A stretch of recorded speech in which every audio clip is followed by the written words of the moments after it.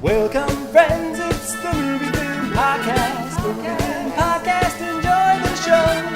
Zachy and Brian are talking about movies. Movie Film Podcast on the radio. Welcome to Movie Film. It's episode 295, brought to you by Mr. Boy Productions. I'm Zachy Hassan. I'm here with Brian Hall. Hey, how's it going, Zachy? It's going well. You know, normally I record in what I refer to as the cave. Yes. Although, if I'm being honest, you know, ever since we recorded our Shadow commentary track, I'm calling it the Sanctum. Okay, so it's the same location. You've just given it a new name. Exactly. You know, Okay. just like the Shadow and Batman are linked to each other. I'm just Yeah. like, well, it's still kind of the same thing. I'm still surrounded by the same toys. Yeah. Albeit no Shadow toys, which now I'm feeling, you know, feel like I should address that.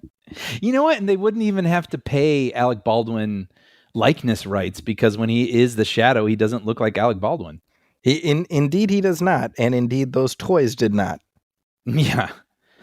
Okay, So but there's same space. You're in the same sort of zone that you usually, same chair, same whatever. That's right. Yeah, I mean, in my household, I guess at this point it's public knowledge. I can say we've had a new addition in my house. Yeah. Oh. My wife and I welcomed another child into this world. Ah, congrats. It's been just about 2 weeks now, and another boy, and as soon as he was born, he looked at me and he said, "Wait, Trump versus Biden again?" And I was like, "I hear you, man." Yeah, I'm just picturing you, just holding his baby up face to face. I hear you, man. But yeah, no, this is you know, it's been a minute since the last one.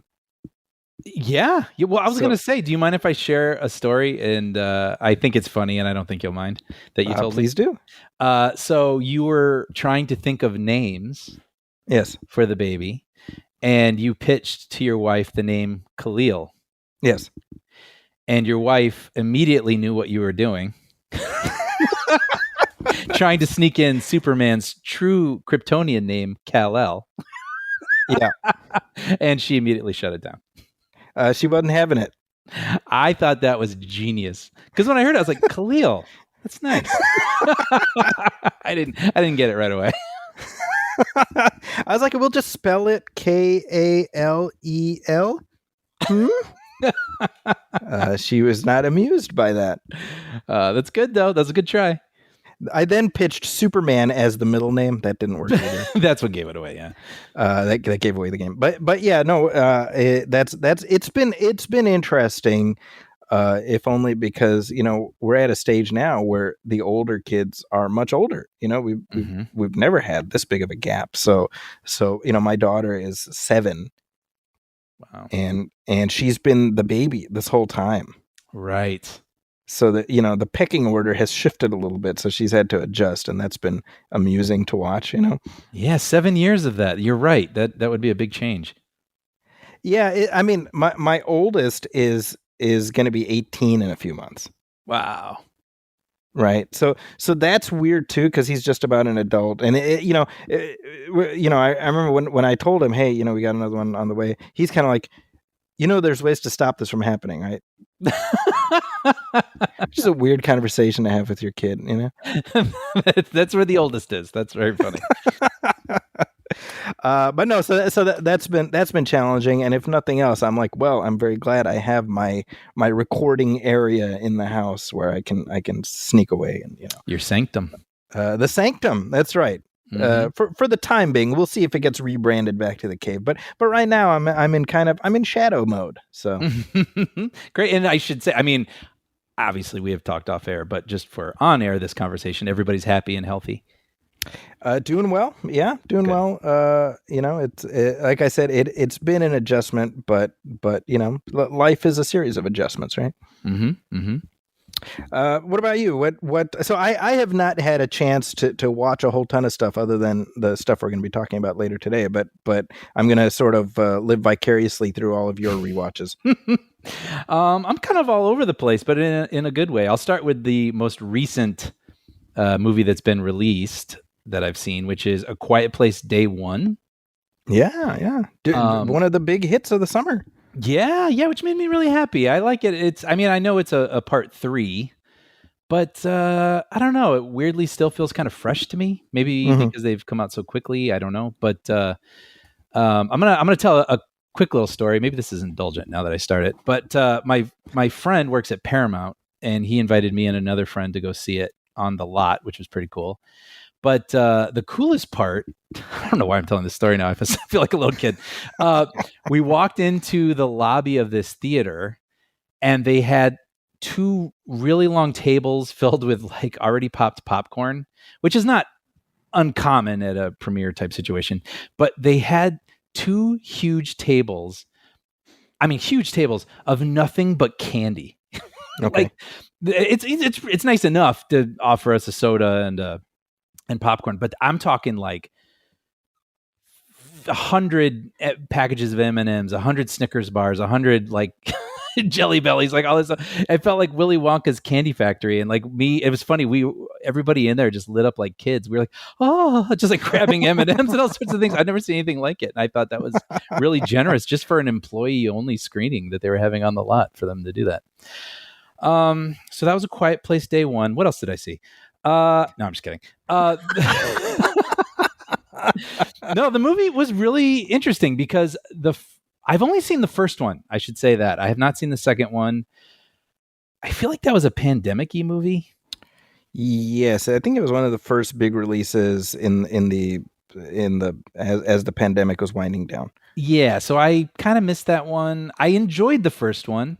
I thought it was kind of a unique twist on sort of an alien invasion movie where basically the aliens, can't see, but they have exceptional hearing. So you have to be very, very quiet, and you don't want to creak a floorboard, or you certainly don't want to give birth, which they do in the first movie. So it's cool. It's a cool twist on that sort of keep away from the alien kind of thing. And so in the third one, what they do to shake things up is, whereas the first 2 films, to my understanding, haven't seen the second one, but they follow the same family, I believe, Krasinski and Emily Blunt playing the parents. This one takes place in an entirely different location. So instead of being like rural, which I hate saying that word, it's in New York City. And so you're in like one of the loudest places on earth. That's one of the text that comes up at the beginning of the movie is like, New York, the decibel level is basically this, which is like a loud scream, all day. And so you're like, uh-oh, here we go. And you have a different set of characters. And so it's a completely different, cast and whatever in a different location. But what do they do on day one when the aliens arrive? And, it's interesting. And I've seen this in other people's reviews because it's been out a while now, but it did occur to me while I was watching it.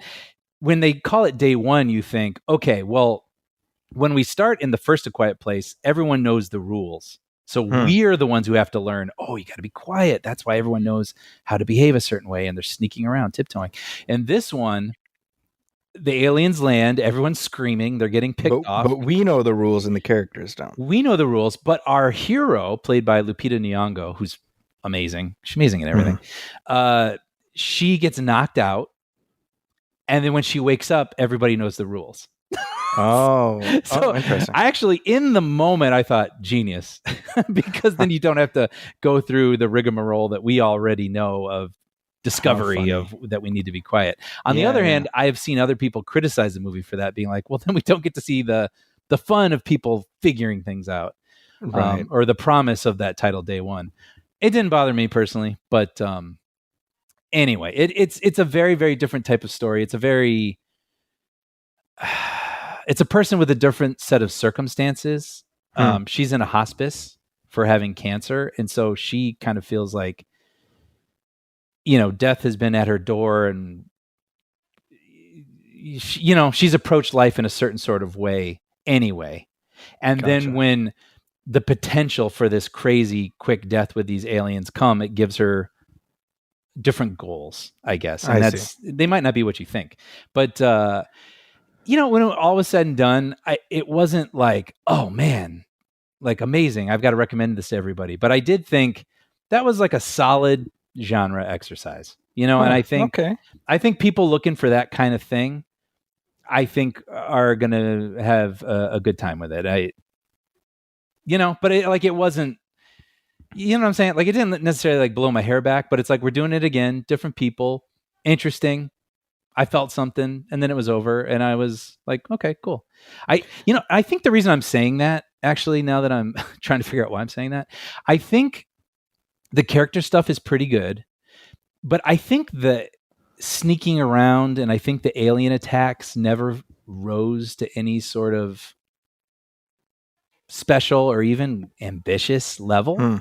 Yeah. So I can't say, I know this is a crazy example, but not for us, but you think of something like Steven Spielberg or someone like that, and it's like you have these redonkulous set pieces. Right. And there's nothing quite like that. And there is a moment where someone is in a situation where they're surrounded and it's a little tense, but I actually didn't find it particularly hair raising or whatever. Is just, so I think when it comes to the thrills, I didn't find them particularly innovative or thrilling, but what did make me enjoy the movie was the character stuff. Okay. So not bad. Not bad, but I wouldn't have minded maybe a little more innovation or inventiveness or heightening the thrills just a little. So I guess this is my question, right? Because so I watched the first one, which I liked it. Yeah. I have not got around to the second one. I've seen snippets of it. Yeah. But I've had this feeling kind of like, well, you've already done it. Like, I don't know how much more you do with this premise. You know what I mean? And then this one is itself kind of like a side quest, or a side quel. You know what I mean? It's not directly connected to the premise is the same, but it's different characters. So I guess my question to you is, I mean, I'm assuming they're working on a third one. Do you feel like there's much juice left in the tank for this franchise? I think there could be, but I've only seen the first one. I appreciated how much it was about the characters. That's kind of unique in a lot of ways for a big monster movie like this. And so if they keep that up, that will keep this interesting. But I do feel like they need to level up just a little bit in terms of the kind of unique scares or tension you could get out of these types of creatures. Yeah.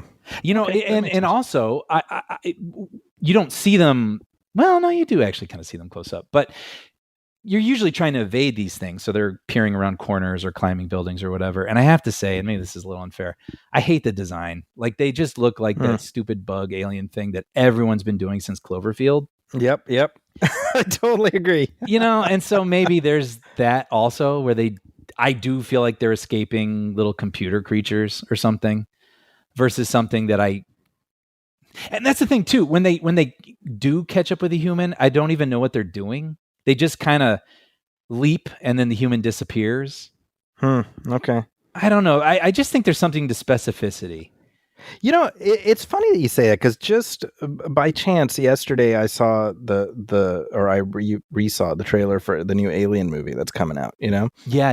And I was thinking, just while watching it, I was like, to your comment about specificity, like, that's kind of, I don't even know how that movie is going to be, but the great thing about that trailer is what a face hugger is, what it does. Like, all of the steps in this process are such where that creature is so iconic in every step of its lifespan that you can describe it. What it does, what its limitations are, et cetera, et cetera. Yeah, rules are kind of fun. And by the way, I realize I'm talking about a movie where there are very clear rules. Like, they have heightened hearing. I just think you could push it even further. But by the way, I think it was good. Like, I would give it 3 out of 4 stars. It's like good. It's like a good movie. But Lupita and what's his name? The guy from Joseph Quinn, the guy from Stranger Things, like, that guy's in everything all of a sudden. I know. They have like an interesting thing. That's the stuff that sold me on the movie, was their stuff. So I think if you can do the character thing again and really, really hit that monster, specificity of the hearing, come up with cool set pieces that involve sounds and things like that. I think, yeah, I still think there's something in the tank for this. Well, there we go. Okay. Yeah. I wanted to mention this really quickly because you have brought it up multiple times on the podcast that I need to check out the movie Copland. Yeah. And so I checked out the movie Copland. Hey, 27 years later. I know, which, by the way, I'm certain I knew this, and I'm certain you told me this, but I had forgotten that it's a Joseph Mangold movie. James Mangold. Mangold, sorry. Even as I said it, I knew it was wrong, and I could tell I was hesitating as I was speaking. James Mangold. Yeah, man, this is just solid. It's solid. Just solid. Absolutely. Yeah, it's interesting because I know when it came out, the big deal was that Sylvester Stallone put on weight for this thing. This is going to be his awards movie. Yeah, because he stupidly had a press conference where he announced such. Oh, did he really? Yeah, and I'm like, why don't you just do the work, dummy? That's fascinating, and maybe speaks to his mind a little bit or something. I don't know. I don't even know what that means, but yeah, I would say this.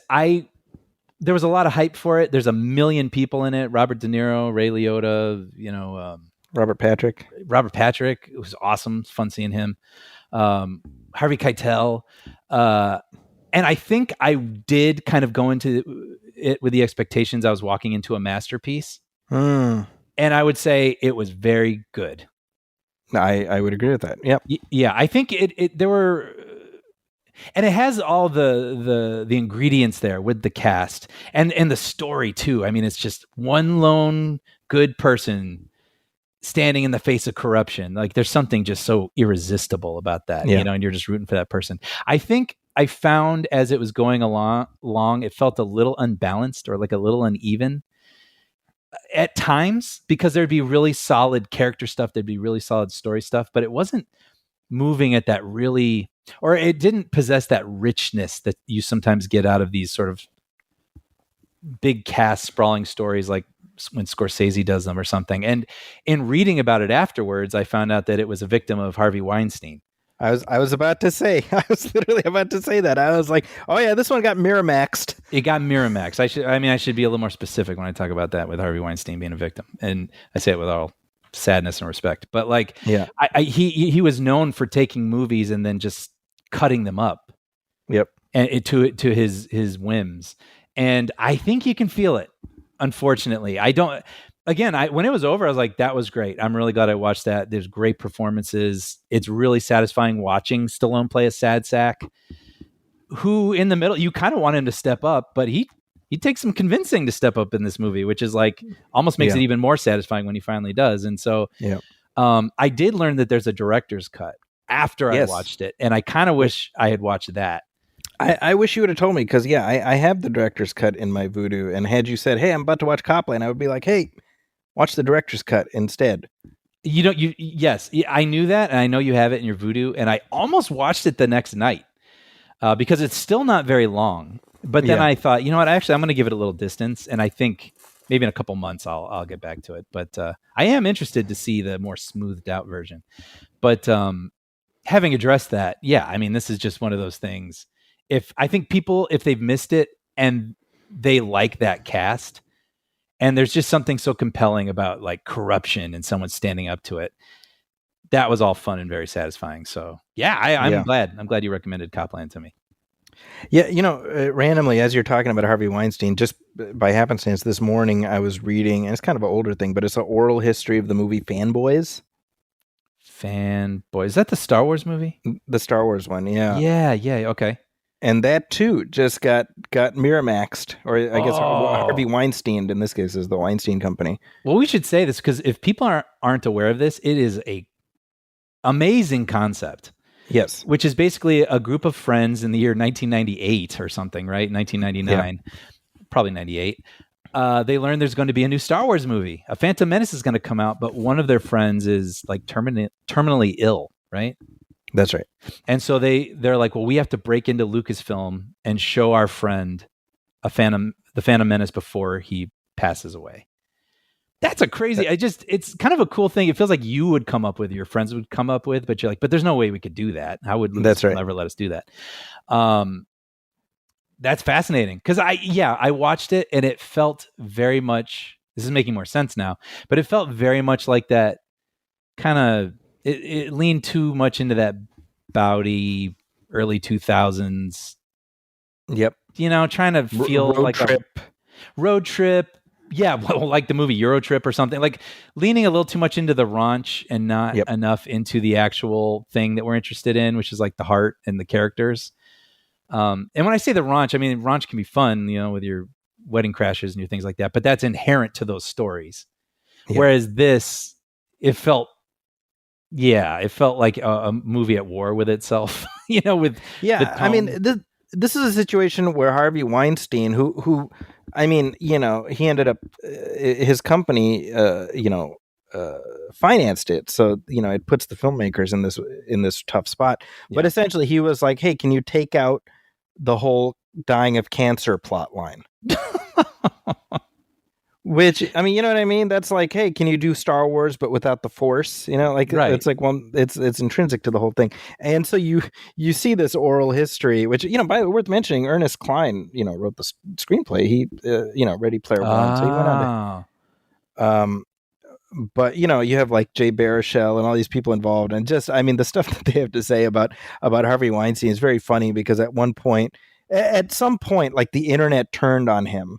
Harvey Weinstein, because it became sort of a, not social media, but the comment section cause celeb of like how Harvey Weinstein had screwed it up. And basically he told he was like, okay, I'll give you back the movie, but I need you to I need you to say in public that I'm a Jedi master. Like, what? So that the nerds will, get called off, Wow. And it's a whole we already know, like, contextually, we know Harvey Weinstein is just, a big piece of shit, Yeah.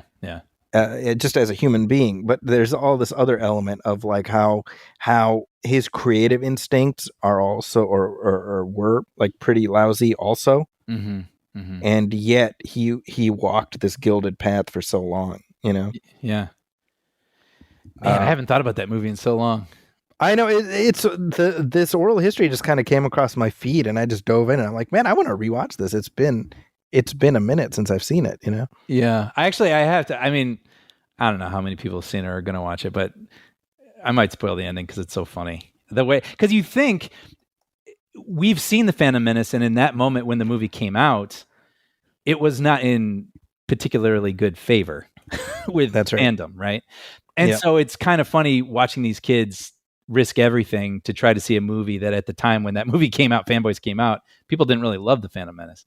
And so I was like, how are they going to end this? How are they going to have a happy ending? And basically it ends with them in a movie theater and Phantom Menace is about to start. And one of them goes, what if it's not any good? And that's how it ends. And I was very like, funny. Yeah, that's pretty good. Pretty good. Yeah, it's certainly a product of a time, Yeah. Because it came out in 2009. Yeah. So the movie itself is already 15 years old. You know what's funny? And I'm having more memories of it now. Something I didn't like about it, and I could be kind of warping this in my brain, but I think they get into Lucasfilm, and then I feel like they actually fight stormtroopers. Or like there's people, like security at Lucasfilm acts like stormtroopers. Mm-hmm. And I remember thinking like, like it just felt kind of dumb. Yeah. And I don't know. Sometimes there's a place for the heightened, silly, whatever. But like, I also just, a couple of the movies I've talked about recently, even Thelma, which I know is very, very different. But I appreciated that they didn't go for like the rapping granny version of that movie Thelma, of an old woman trying to thwart scammers. Like sometimes I just want to put myself into a situation and imagine what it would really be like. I mean, of course you heighten it to some degree and then how would I overcome that obstacle? But then when you break into Lucasfilm and everyone's acting like they're the Empire and they're it's just, I don't know, you kind of lose me there. Yeah, no, I'm with you. Anyway, let's relitigate Fanboys. That's right. Yeah. It's like it's been 15 years. It's time. Yeah. Anyway, all right. Last thing I'll bring up, because it's a little bit timely with Maxine out in theaters, but my buddy invited me over because he wants to go see it. And he's like, hey, I've never seen X or Pearl. Do you want to come over and watch them? And I was like, you know what? I'm not a huge horror guy, but Zachy on this very show and in the newspaper, he reviewed these films and said he actually liked them. I did. Yeah. And so that was a big contributing factor to me wanting to check those out. Uh-oh. Pressure's on. And you know what? I liked them. Oh, good. Yeah. No, I just speaking kind of quickly on them, I guess. X. So we begin with X, and it's about these people, these kids that basically want to make this low budget porn film. And so they're in 1970s Texas. So they rent out this house that's property on a farm, and the owners don't know what they're up to, but they think they can get it at a cheap price. They're going to make this movie. They're going to become hit filmmakers, kind of a thing. And it has a real Texas Chainsaw Massacre vibe going on. Very much so. Yeah. You know, the sort of washed out sepia looking kind of thing on a farm, everybody wearing tank tops and no bras, you know what I mean? Kind of thing. And it's like, and it's shot really well. You know, I mean, it's like, that's the thing too. Like it's filmed really well. The filmmaking's really good. And like the actors are good. And it's funny because I found myself compelled the whole way through, and I guess without kind of spoiling it for people who haven't seen it, but the villain or villains are not exactly what you expect. It's kind of a twist to me. It felt a little different. Yeah. And I'll say, you know, when it was all said and done, I did have the thought where I was like, so what was that about? You know what I mean? And then I realized I had really just watched a beautifully shot pick 'em off movie. Yep. You know what I mean? And you know what? That's what it aimed to be. And while I was watching it, I was totally engaged. I was totally surprised. And I was, you know, leaning forward. And then when it ended, I did feel a little bit of an emptiness. Like, oh, I guess I want a little more? Did it matter? Because when it was playing, I was in. But I did feel like, oh, but I'm not quite sure what it was about. And maybe I only felt that way because it was filmed so well. It did feel like a movie that might have a little more to say. But as a, I guess a slasher film, if you want to call it that, like I thought it was a really well done one. I suppose, you know, sorry, I don't mean to interrupt. No, please. Now we can talk about it. Yeah. Yeah. It's been a little while since I've seen it, but my recollection is you have throughout the film, you have the people watching this you know, real fire and brimstone preacher. Yes. Right. And then sort of it culminates in finding out that is that person's, if I remember correctly. Yeah. I mean, spoilers. But yeah. Oh, I guess that is a spoiler, right? Yeah. Okay. Maybe cut this out, Brian. I don't know. It's just you and me. If you I'll put a little warning. And so I feel like there's something there about how, you know, I mean, she pursues a lifestyle that's pretty far removed from that, right? Sure. And kind of the sense of like, if you push too far in this direction, you end up pushing people in the clear opposite direction. Yeah, and maybe it would have been interesting if we had actually had that character speak on that, or someone be like, "So why do you do this?" Yeah, or something. And by the way, I don't really feel like the movie needs to be even like dissected that much. And I'm only just noting that at the end, I did have a brief moment where I felt like, oh, I don't know. I maybe because it's like from A24, and it was just like I said, it's really a beautiful film, and so I felt a little bit like, oh, I think I just watched like an A-level executed B movie. But I mean, all that said, I enjoyed it. Like I was on board the whole time, and when people are locked away or people are being hunted, I was totally like, run, you know. So right. it totally worked. And just because I know our audience is all over the spectrum. Very graphic. Yes. Very graphic film. So by the way, I should say, I mean, Mia Goth, who plays the lead character, Maxine, I was, you know, she also plays another role. Yes. which I didn't know anything about the movie, so I had no idea she was playing a double role. So I mean, that says something, I think, about how effective that bit of movie magic was. I did know that, but I don't know that I would have figured it out if I hadn't known. But I do want to Yeah. say then, we watched Pearl the very next day, and I really liked Pearl. And this is the prequel for those of you who don't know. Now, that's what's so interesting about this is I feel like Pearl elevates X. Oh, I totally agree. And what's interesting is, I guess when they were making X, that was peak COVID, and Yeah. the writer director T West, Ty West. I'm sorry, he had to quarantine for a little bit before he could, like 2 weeks before they could do anything. And him and Mia Goth were talking about these characters, and then they came up with this prequel. Like, I don't even think this was planned. Like, they just started crafting a movie together. She's credited as a co-writer on Pearl. Yeah. And they pitched it to A24, and before they had even finished making X, Pearl was greenlit. Yeah. And I think they go really well together, obviously. But Pearl, man, this was my jam. I enjoyed this movie. This movie is so wacky. It's speaking of genre exercises, when I said that earlier about A Quiet Place, I mean, this is like a crazy Technicolor Wizard of Ozzy aesthetic story, like just in terms of the way that it's, color timed, the way that it's filmed, the acting style even. And you get a character from X, you see them as a younger person in the year 1918, I think, in Pearl, and it's a character movie. Like, it becomes a horror movie, but very, very late in the game.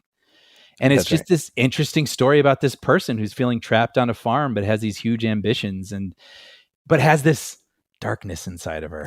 She's kind of not all there, let's say. No, and you and everybody, and you slowly start to realize that her mother knows this and is afraid of it, and is almost trying to keep it out of the world a little bit. And I don't know. I was a big fan of this one. I was totally into the story. Mia Goth, I had heard when that movie came out, people saying that she should have been nominated for acting awards. And I remember at the time thinking like, oh yeah, that feels like, I could see the A24 heads feeling that way about their person or something. And then when I watched this, and especially the last scene of the movie, which carries into the credits, which is one of the most fascinating, amazing things I've seen in a movie in years. I was like, oh yeah, no, she should have been nominated for all the awards. Like, she's incredible in this movie. Yeah, well, she delivers a monologue to camera. Yes. And what's so amazing, I mean, she's talking to a character, but the camera never cuts away. Yeah, it starts to, it goes to the other person a little bit at the beginning, and then it goes into a 6-minute uninterrupted take of her talking. Yeah. And then we cut back to the reaction. Mm-hmm. And that person was amazing too. I don't know that actress, but she is kind of a smaller role, but like very, very crucial. Yes. And I mean, and kind of echoing what you were saying earlier. I mean, not a horror person. Yes. So there's moments, I think I said this on the show before, but where you see Pearl, she's swinging a hatchet in somebody's direction, and I kind of just put my hand up on like the left side of my eye just so that it would, or I was like deliberately blurring my vision, because that stuff it can be pretty hard to watch, but a really compelling character study. Worth mentioning, David Corenswet, who plays the projectionist. Yes, Superman. Our current Superman of record. Well, I should say, when I watched that movie, I was not like, I can see him playing Superman one day. I did not have. I'm not that good, unfortunately, but I was like, this guy's really charismatic. So I did know, obviously, that he was going to be Superman, and completely saw it. Right? Yeah, you can see it. It's character study. I'm glad you said that. That's exactly what it is. It's a really, because when it ends, it doesn't really have some sort of, I mean, it has a conclusion by definition, but it's not like, it's like, what did we reach? And there's actually still a lot of questions you have leading up to X, but it is almost like we see this simmering darkness that And she does have things that she wants to accomplish, and things sometimes don't go her way, and then it's unleashed. That's kind of the third act. And then when it ends, like you said, yeah, it just felt like a complete character study. I think that's the best way to categorize that movie. And the question I had, and I don't think this is spoiling anything, but the character Pearl in X, is obviously significantly older. And she's married, right? And so I'm kind of like, what was the journey of the husband between movies? I found myself, immediately wondering that because, having just watched them back to back, you're like, so there's a lot of story between these movies. Yes. And at the same time, I thought, well, I'll watch another one. Put it in the 60s or something, or put it in the 50s. Yeah. I don't know. So does this mean you're planning to watch Maxine? Yeah. Our friend Chad and I are going to go see it this weekend. There you go. Okay. Well, I guess we'll be talking about that in our next episode. And I got to say, again, these things aren't really my bag necessarily, Right. or usually. But even Maxine, the trailer, I love that it looks like such an 80s movie. I mean, it looks like a Brian De Palma movie in a weird sort of way. Mm-hmm. And Yeah. I like that. I like that it's about this ambitious, morally ambiguous person trying to make it in 80s LA while there's a serial killer on the loose. Like that, I don't know. That's the weird kind of horror stuff I do kind of enjoy, where there's a little more story and mystery and intrigue to it than just sort of picking them off. Right. It's about more than just sort of rejoicing in the kills. Yeah, exactly. Yeah. So thanks for recommending them. Yeah. I'm glad it passed mustard. I was thinking about X and how, one of the most unnerving scenes for me, and this speaks to what the type of horror I suppose that works, is having in the foreground a plank of wood with a nail. Yes. And you see somebody advancing towards that, barefoot, and that to me was like, right? Like, yep. That's horror to me. I mean, I think people can put together where that goes. Someone barefoot and a nail on the floor. And when it happened, me and the two other people I watched it with, we were like, ah! But then I looked over at them and I said, why was this so funny in Home Alone? I was going to say the same thing. And yeah, when it happens to Daniel Stern, everything is just peaches and sunshine. Right? Yeah, I mean, you put some different music and context in Home Alone, and I mean, it's been said before. You were one of the first people I've ever heard coin that Home Alone is basically Saw for kids. Seriously, I want to say I was way out front with that. Now it's become kind of an accepted meme. I want to claim some shred of credit because I was way out front on that. You were at least a year ahead of that. I'd never heard that before. I thought it was brilliant. And then I want to say a year or two later, I heard someone say it, and I was like, hey, that's my friend's thing. And you stole it from What's My Zinger or whatever. Stole, borrowed, whatever. Hey, okay, well, let's take a short break. What do you think? Let's do it.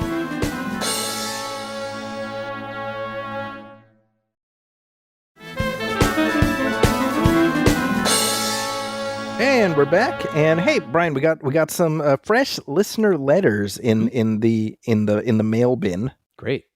The figurative mail bin because it's all electronic. Right. But here we go. This is from Jeffrey Meisner, who listened to our commentary track for The Shadow. Speaking of The Shadow, which was that our last one? No, we did Beverly Hills Cop, so we're a little bit behind, but we got this.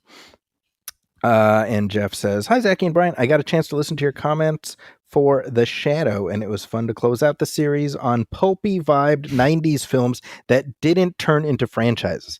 That should be the box set." Mm-hmm. That'll be the label on it. About the day player actor as the doctor at the end, I also thought I had seen him as a doctor multiple times too. So I looked him up, and he is Aaron Lustig, and he boasts a whopping 30 roles as a doctor on his filmography. What? There you go. I guess having resting doctor face might not ever make one the lead, but it's kept him in business for almost 40 years, so that's pretty cool, and I thought worth mentioning. Looking forward to more commentaries, especially these days with the baby at home. It's easier for me to revisit a film than see a new one. So thanks for giving me a reason to dive into the archives. Thanks, Jeff. Yeah. Oh, he says, P.S. Have you ever done a Men in Black commentary? I don't think so. We have not. Yeah, this is a test to see if Brian remembers, because Brian genuinely forgets what movies we've commented. Yeah, you can count on it.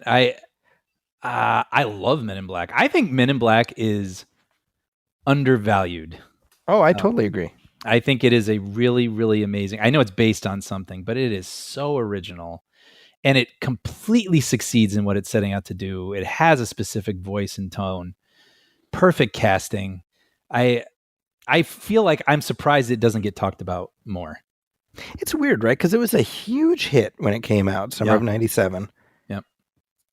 Did very well, and I mean they've done 3 sequels to it, so it's not, plus an animated show. I mean but it doesn't.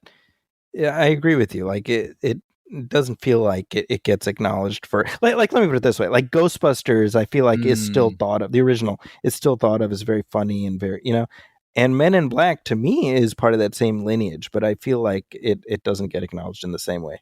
That is a great point, Zachy. I guess there's probably a lot of them if I really thought about it, but I was going to say that sort of horror, creepy, but comedy kind of thing. That's really hard to do. Right. And I'd say Men in Black just nailed it. Yeah, but I would love to do it. I'd love to do it. Well, we are. I mean, it's going to happen eventually. Yeah.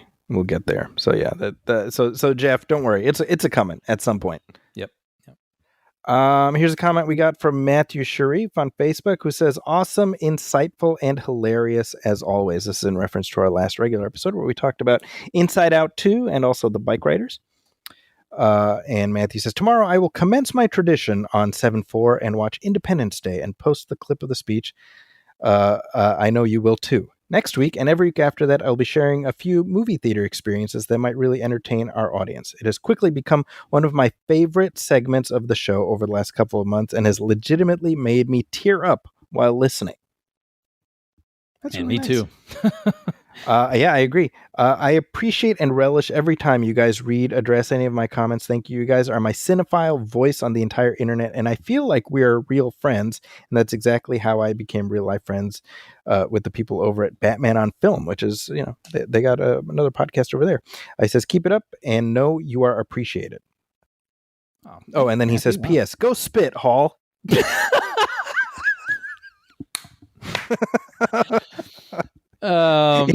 Insert melancholy saxophone solo. Go spit. That I saw that before it was on air, and Matthew, that made me laugh so hard. And then I think I screen grabbed it and sent it to my brother. That was so funny. And that is in reference to me and my saxophone slander. Go spit. I love it. Yeah, and we've said this before, but the comments that people have sent in, remembering their memorable theatrical experiences. Seriously, I don't remember how that got started, and yet it's been just like this unexpected vein of emotion. I completely agree, and I think it's because we've talked about this, going way back, but we do remember so many of our theater going experiences.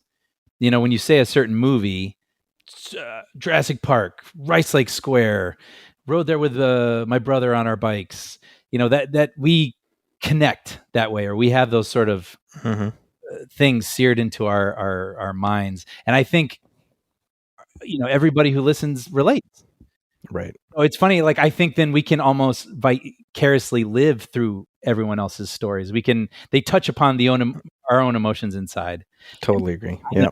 Yes, I know we agree. Like, hearing these stories, I don't know. I love hearing them, and I love hearing what's special to someone else, but I also know it's sparking something that it feels special inside of me also. So, well, and plus, they're speaking to movies that are part of our sort of shared experience. Like I haven't yet gotten I remember, I don't know, like watching Freddy Got Fingered, boy, I'll tell you that day, you know, and it's like that I became a man that day or whatever. Like, you know, we haven't had to yet to be like, huh.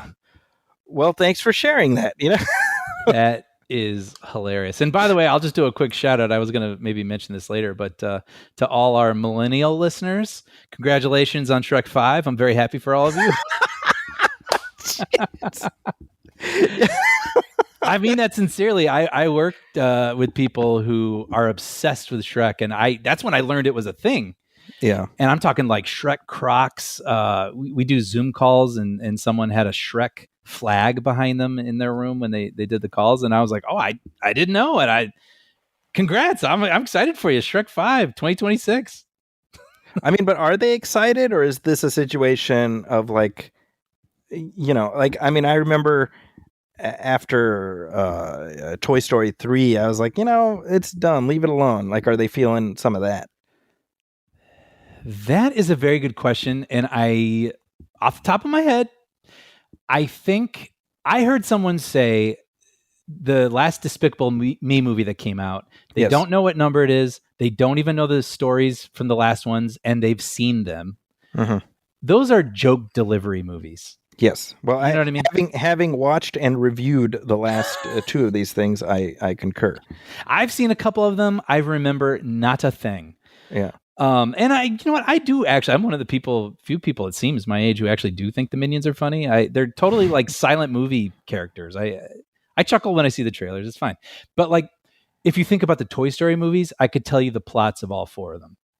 Right. So the plot is very important in those. And I care about what happens to those characters, because if they mess it up, I'm going to be like, you screwed up something about people I care very much about. I wonder with Shrek, if those are more, I mean, I know people love them, but like if they're more about the fun to be had versus undoing something but that was done in Shrek 3. And if you undo that, the whole thing unravels. You know what I'm saying? Sure. So it's just an opportunity for more jokes with Donkey and Shrek and Fiona, I guess. Okay. That's my guess. I don't know. Hey, write in, please, people. I'm curious. Do we have like Shrek fanatics in our audience? I would love to know. Yeah. Yeah, I should mention. Just, I mean, I watched Despicable Me 4 last week. I watched it for the paper, and look, I go into these things with an open mind, but I'm seriously like, God, can we stop encouraging this? You know, and then this one made whatever, you know, it did really well on its opening weekend. And I'm like, well, God damn it.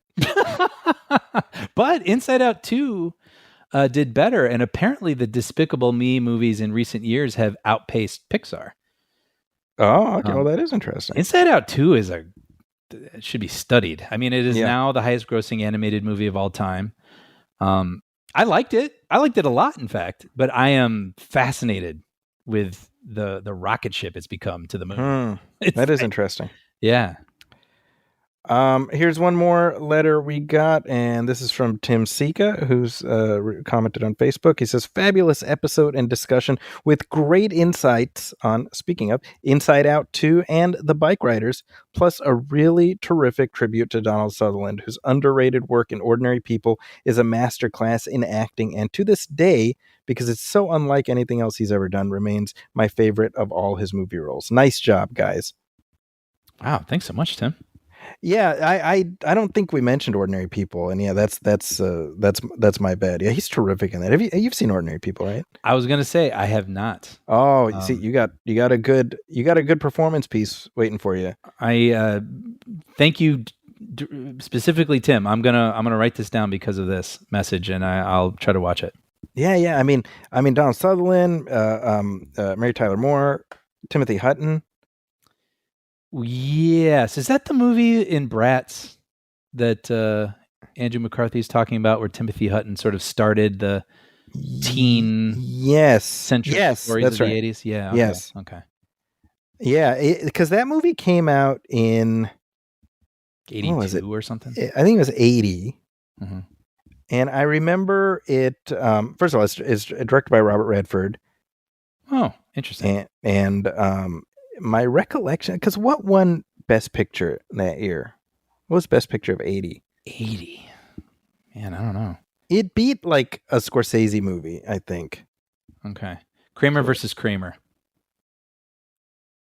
Kramer versus Kramer. Oh, sorry. Won. No. Ordinary People won Best Picture. Oh, why am I saying Academy Award for Best Picture winners Kramer versus Kramer? Oh, maybe that was like 79. Oh, I see. I always hate that. Yeah, The yeah. Oscars. Oh, yeah. You're right. That was 1979 is when that movie came out. Yeah.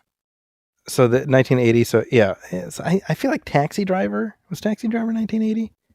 It feels like a 70s movie to me, but Taxi Driver. Okay, so it's not Taxi Driver. What am I? so what do I need to do? 1981 Raging Bull. Academy Award There was like a Scorsese movie. Best Picture now. Raging Bull. Okay, so Raging Bull came out that year. And like the discourse is always like, oh, Raging Bull should have won, right? And I always hate that because I'm like, who cares? Big picture, right? Mm-hmm. Like it's great movies, but my point is this: far too often I hear Ordinary People dismissed as the movie that beat Raging Bull when Raging Bull should have won. And I'm like, well, hey, here's a thought. This might be controversial. Maybe we can have a bunch of really good movies in the same year, and they're all just good. You know, I'm realizing that, yeah, what wins Best Picture is interesting in the moment, but what's more interesting is the collection of movies that are being lifted up. Exactly. So looking at 1981, if I only saw Ordinary People, I'd be like, oh, okay, and then kind of move on. But here I'm like, oh, The Elephant Man. Yeah, I need to see that. Coal Miner's Daughter. I've heard. Yeah, okay. Raging Bull. Oh, interesting. Like, it's kind of cool seeing the collection here. Yeah. So that really should be the axiom should be true. It's an honor to be nominated. This is the right, exactly, class of 1981 or 1980 in a way. So yeah, Ordinary People is a good movie. Worth a look. Since you haven't seen it, you got a good one. Great. Real quick before we move on to our big, our big reviews for this episode, I wanted to talk about the trailers, 2 trailers that I think are interesting. Number one, it just dropped mere days ago as we were recording this, Gladiator II. Mm-hmm. You want to play some of the audio from this, Brian? I remember that day. I never forgot it. That a slave could take revenge against an emperor. Where were you born? I don't know. I never knew a mother nor a father. You will be my instrument. Who are you? Whose head could I give you that would satisfy this fury? The entire Roman armies. Too much. So, 24 years. It's been 24 years since Gladiator came out. Wow. So, Brian, what? Tell me about your first viewing of Gladiator, since we remember our movie going experiences so well. Well, actually, I really loved it, but my specific experience was I went to Cantera 30 in Warrenville, Illinois. I went with my friends, and I guess we showed up late or something. This is when you didn't have the reserved seating, and we had to sit in the front row. And I remember, like, laying down in my chair, staring up and seeing Russell Crowe fight a tiger from this really, really warped perspective. So not a great experience. Not a great experience, but I do remember loving it. And I do remember watching it again on DVD when DVD still felt novel. Wow. I like Gladiator. Wait, what? So yeah, tell me yours. I want to know your story. So I went and saw it with Sean Coyle and Paul Shirey. Pretty sure we watched it at the Cantera too. So maybe did you go opening night? I don't recall, but it would be funny if you were like, I do remember these like 3 idiots walking in late and they had to sit in the front row. Like, and I was laughing at them. Well, you know what I do remember? This is random, but like we had gone to grab some dinner beforehand, and it happened to be the same night. It was because it was the first Friday of May in 2000, and that night the series finale of Boy Meets World aired. Wow. And I had forgot to set my timer, so I called my cousin. I was like, "Hey, tape the Boy Meets World finale." Oh man, that takes you back, doesn't it? It really does. Tape this for me. Yeah. Which tape? The one that says anything 3 on it. Yeah, we had tapes called anything 1, 2, 3, and 4, and that was what we didn't have to worry about taping over stuff. Recording something, yeah. But anyway, yeah, no, it was a great experience. Loved it. And it's a movie I've seen a couple. I think I saw it twice in the theater, and then I didn't revisit it a ton after that. Like, it was very much a theater movie for me. However, I rewatched it a couple years ago with my kids, and they like really dug it, and that made me really excited to be like, oh, there's like a sequel coming out in a little bit, Mhm. Now that all being said, first of all, mad respect to Ridley Scott, who is what is he, like late 80s at this point? 80s, yeah, at least 82, I think. I mean, that's amazing, right? He's 86. 86. Yeah. Maybe he should be running for president. Yeah. I mean, you look at this trailer and you're like, Ridley Scott has not lost a step, No. right? No. So I'm interested just by virtue of like, what does a Gladiator sequel by Ridley Scott look like 20 years later? You know what I mean? Initially, I'm like, this. Do we need a sequel? This feels like Backdraft 2. Yeah. Right? But for the fact that Ridley Scott is involved, and obviously you got this impressive cast. That being said, if I'm honest, the trailer, it didn't really knock my socks off. You know what's funny? I'll say this. I knew this movie was coming. Yeah. And my fear, or the reason I wasn't getting excited about it, was I was just picturing a flat looking, an actor in front of a bunch of things that aren't really behind him. I just thought it was going to look glossy, digital, and just be like, oh, okay. Yeah, I kind of know what I'm getting into. It'll probably be all right. But I was heartened a little bit watching the trailer, seeing that it didn't look that way to my eyes. I mean, there's some crazy stuff going on, but it looked dustier than I expected. They looked like they were in physical environments for a lot of it. And just that alone made me feel like I'm ready to go back. Like I'm optimistic. I'm hopeful. I think Denzel Washington being in there and just being all like, okay. I'm like, I love how completely anachronistic his delivery feels. Yes, I thought that too. Yes, his cadence is very modern. Yeah, and again, I want to be clear. I'm not saying that as a ding. I'm like, bring it. That's what I want out of Denzel Washington in this movie. I know some people are like, what, a black guy? There's a lot of that, and it's like, read history, stupid. Yeah, you know what? They actually existed back then. Yeah, I know. That's right. And people are like, what's with this rap song in the trailer? I'm like, you know what? It's not going to be in the movie, so shut the hell up. Yeah. I mean, that's something I've just come to like accept, where they put modern songs in trailers for movies in the past. That just is what it is. And you know what? But, frankly, if that's what's going to take to get a 16-year-old to go to the movies so theaters don't go away, I don't care. That's a good point. Now, Paul Mescal, it's Lucian, right? It's the grown-up version of the kid, right? I assume. I actually didn't really dig into what was going on here, but he interacts with the mother, right? Yes. Yeah. I think she's the only returning character. Okay. That I saw.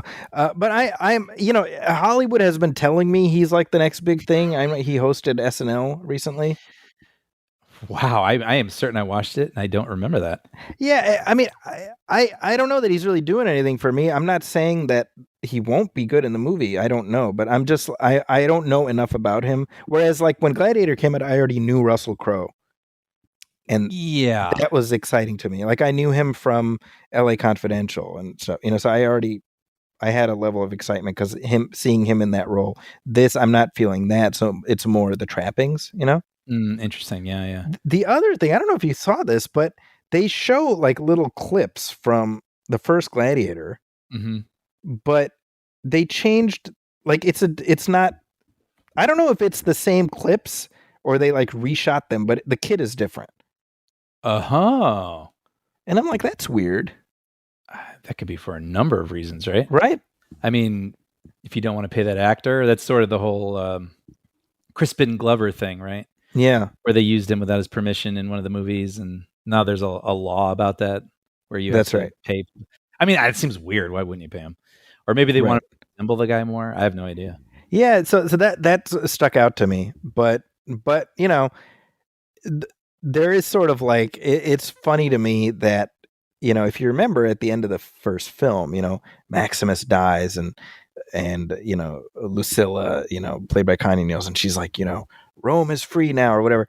And it's like, here we are, 20 years later. It's like, no, we're still doing this shit. Right. It's like, well, that didn't mean much, Yeah. Yeah. It's funny. The whole thing also with them flooding the Coliseum and there's like sharks and people riding rhinoceroses. I think there's a little instinct inside of me that feels like, oh, it's a sequel. They have to go bigger. Mm-hmm. It is silly. And then immediately I'm seeing all these articles like, no, yeah, they did that. And I'm like, wow, That's bananas. it's bananas. Yeah. So that one is coming out in November, I believe. Yeah. It's going head to head with Wicked, I think. Oh, wow. Now there's some counter programming, Mm-hmm. right? In that vein, I was intrigued by this. I'm actually just curious to hear your thoughts. So we also got the trailer, I think earlier this week, for F1. Yeah. And this is the new movie directed by Joseph Kosinski, he of Top Gun Maverick fame and also Tron Legacy. Mm-hmm. And in lieu of playing audio from the trailer, just everyone listening, just cue up "We Will Rock You" by Queen and imagine cars racing. I think that'll... Did that do anything for you? No. I was sort of like, really? Yeah, I wasn't crazy about that. However, the footage intrigued me. 100. Well, I'm all in. I'm all in on this. I like Kaczynski. Brad Pitt, personal life notwithstanding, he's a movie star to me. I'm interested in the things he does because he seems to be choosy about what he does. Yes. And I think similar to what we saw in Top Gun, really dynamic ways of capturing impressive, being in the seat of a jet, and in this one being in the seat of an F1 car. Like this really, I think the trailer was like, oh, check this out. Like we're going to put you in the seat of this vehicle. I am totally in for that. Yeah. I this is one of those things where I saw the trailer and kind of the same thing. I was like, man, I can't remember the last movie Brad Pitt just has headlined, It's been a while, hasn't it? Was it Ad Astra? That was such a weird movie.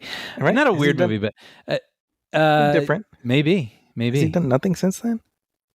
That led to my favorite of your impersonations ever. What, Tommy Lee Jones just trapped in space? Hey y'all, come get me. Come get me. I'm looking. Brad Pitt. Obviously, there was a time where he was probably more of a draw than he is now. I think we're in a post movie star age. There's that, and I'll just add to that because I think it's related. I was seeing people saying that he is too old to be a race car driver. Right. But that's the plot of this movie. And it makes sense. It's smart to address that. But it also did make me think then on a meta level, like, well, to make this movie feel like an event, who else would you put in it? Tom Cruise? Like all these people, these event actors are in their 60s, That's right. George Clooney, all these people. It's no one has, and this isn't, it's just a changing landscape thing, I think. Yeah. But I don't know. Who would you put in this movie in their late 20s or early 30s? I don't know. Yeah, I don't think there's anybody in the mix right now. Mm-hmm. Paul Mescal, maybe. We'll find out after November. Yeah. So I was looking at his filmography. In terms of like movies that he headlined, we got Ad Astra in 2019, and then we got Bullet Train in 2022. Right. Yes, which I like. And that's it. He popped up. He's in Babylon. He's in The Lost City, but I don't consider Babylon. it either. But that's not like a Brad Pitt vehicle, No, he's like, one of 30 characters. Yeah. And he's an EP on Beetlejuice. Fascinating. That's really what it is. Honestly, he's got so many movies. He's got his name on as producer. He doesn't really need to headline anything.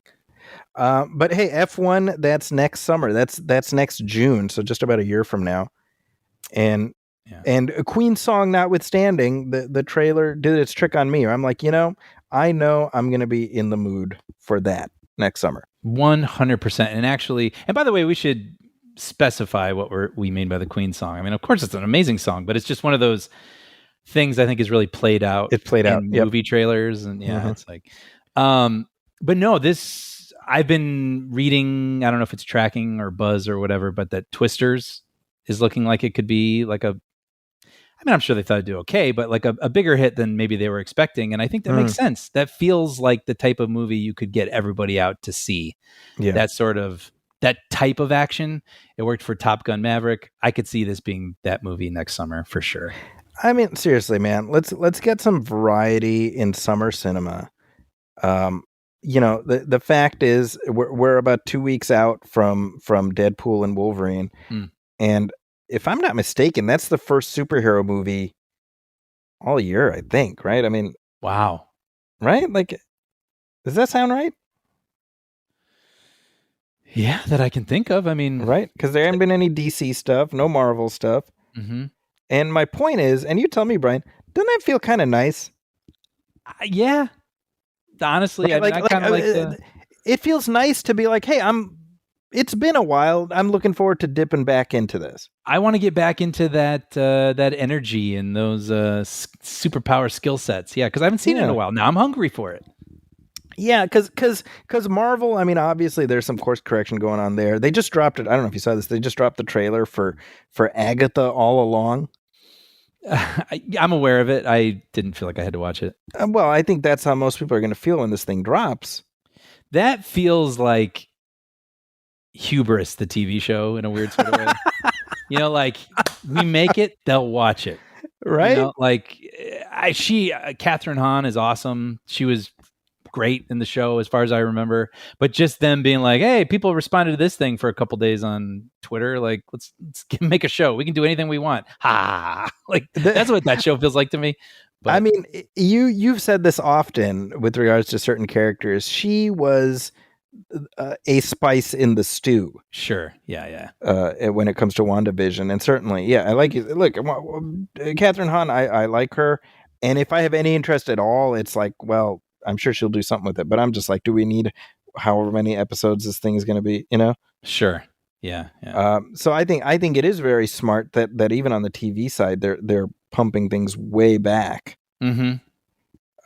Because they got, I don't know, they got some stuff in the can, but like Daredevil is coming out, and I think there will be some enthusiasm for that by the time it comes out, because it won't feel like, oh, just another thing out the spigot, Totally.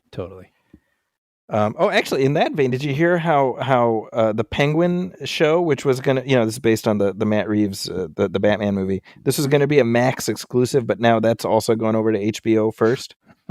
Which we were talking about that, right? Like all these things that were intended to be Max exclusive. Yeah, I don't think Max exclusive is a phrase that's going to exist much longer.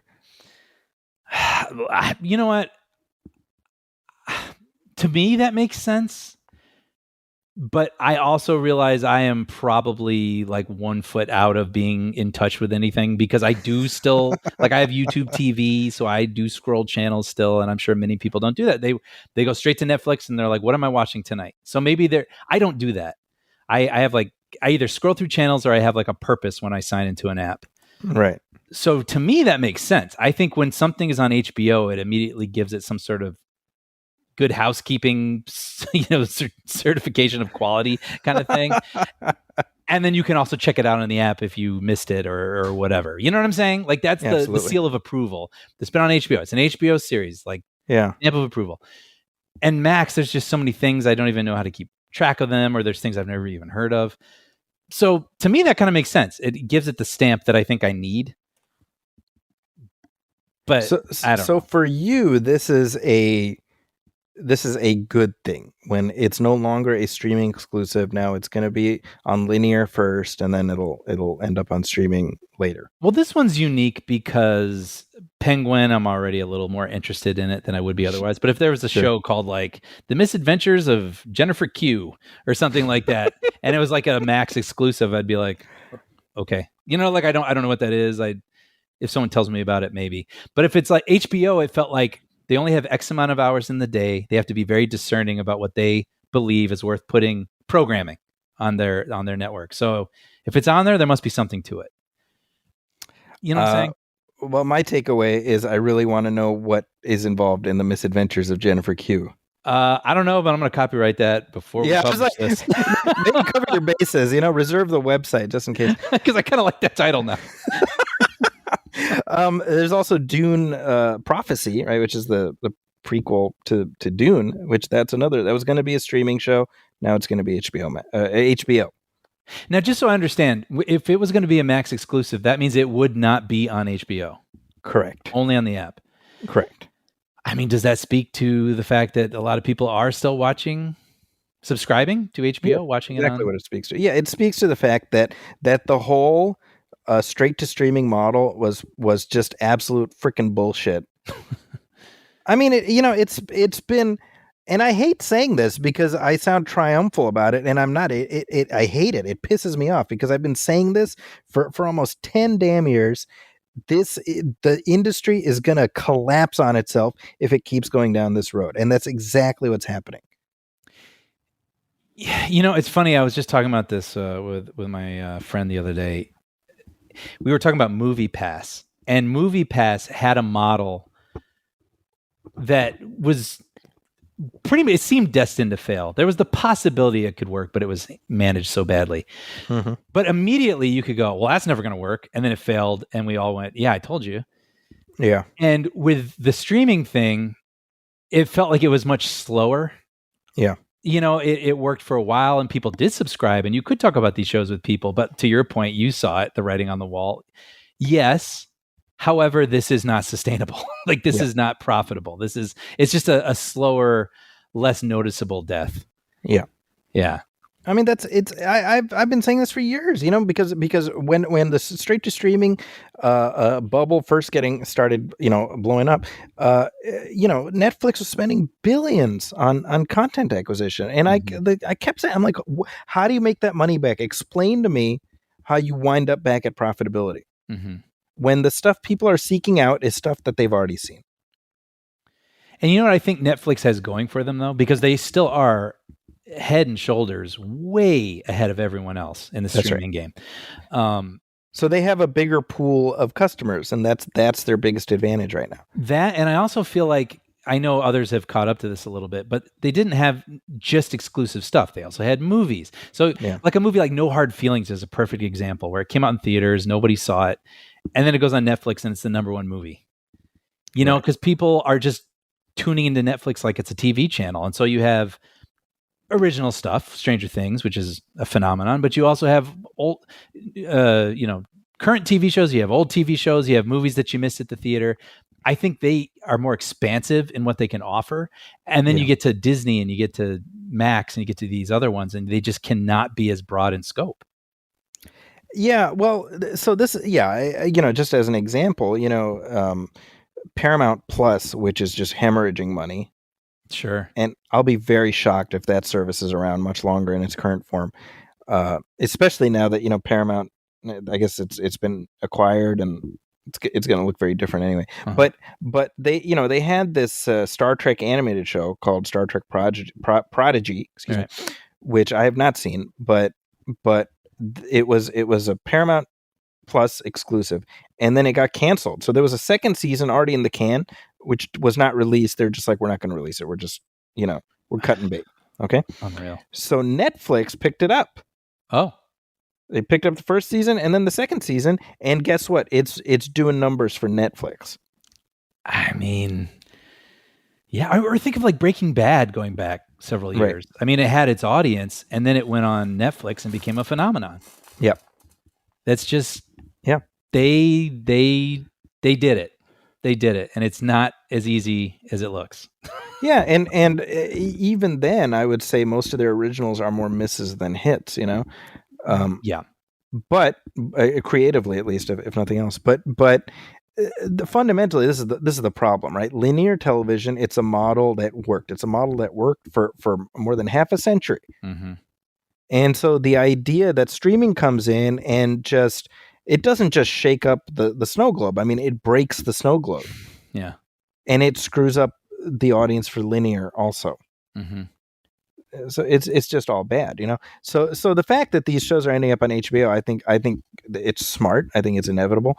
And I think in the long run, it probably speaks to more to the sustainability of these linear networks than these streaming services. I'd be shocked if Max is around much longer in its current form. Right. I think that I was reading an article about how Sony has been doing pretty well lately, and one of the reasons for that is they don't have the overhead of a streaming service to try to maintain. Right? In other words, they decided to just be arms dealers. Yeah, sure. And you say, well, that was kind of smart. Mm-hmm. Because they get to be like, hey, we got, 150 episodes of Seinfeld. How much you want to pay, Netflix? Oh, $500 million? Here you go, Yeah, very smart. And it's all found money, Yeah. So that's kind of interesting, But as it pertains to all of this, I think it's interesting because we're seeing the great shuffling. We're seeing it now. We're within the next couple of years, a whole bunch of streaming services are going to go away. And I think we talked about this before. What's the most popular in terms of streaming? It's fast services. It's free, ad supported. Mm-hmm. And it's linear streaming, aka basically just TV. Right. So we went on this whole journey, ended up right back where we started. Yeah. But now with ads, we can't skip past. Ugh. That pissed me off when Amazon Prime introduced ads. I was like, do you know how much I'm paying for this? Like, and now you want, and that, I think it made it even more insulting that they only wanted $2.99 a month. Mm-hmm. I was like, really? After all I'm paying, like you couldn't just bake that into. I know. You can, or you know what? I would feel better if you just raised the price a month and didn't charge me the $2.99 separately because I wouldn't think about it. Well, but this is the end result of paying, $11 bajillion for the Lord of the Rings rights. Yeah, and they got to make that up somewhere, Yeah. I mean, that's a good example, right? Because they got a second season coming, I think, right? I'm fairly certain. I mean, is anybody excited about it though? Dude, I watched the first, I want to say 2 episodes, maybe even 3, and I thought it was really good, and I never went back. I'm the exact same thing. I'm not even anti. I'm like, I'll get to it probably eventually. But who's excited? Like, oh man, I can't wait for the Lord of the Rings TV show. I know. A $500 million gamble on a TV show is just bad idea genes. Like, Yeah. Anyway, hey, let's take a short break. We'll come back. We'll talk about some of the new releases out right now.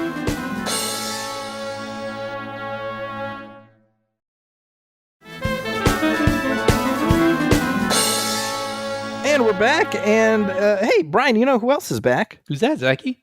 Why, it's director star Kevin Costner back in the movie theaters. It's been a while since that's happened. It has been a while. What was the last thing he directed? Last thing he directed, I believe, was Open Range in 2003.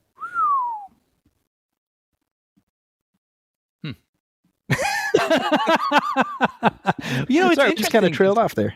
No, I mean, Kevin Costner, I have found it fascinating, the discourse over him. Yeah. I mean, certainly we've had the Yellowstone talk, but now that Horizon is out and underperforming is putting it kindly, there's been a lot of like, I never really liked that guy. Mm-hmm. Sort of sentiment out there I'm finding. And yeah, I don't know, it just made me sort of reflect on Kevin Costner. I mean, he's one of those guys, he was a star when I was young. Yeah. So he's always kind of been there. I guess he was off the grid for a little while, but then Yellowstone was this thing that kind of brought him back into the public consciousness in a big way. Yeah. And then you have this, which feels like a movie that totally could have succeeded 20 years ago. Yes. Yeah. So yeah, Horizon and American Saga Chapter 1 is in theaters right now, and at least in terms of box office, it's dying death of 1,000 cuts, because I think the discourse is killing it just as much as anything else, Sure.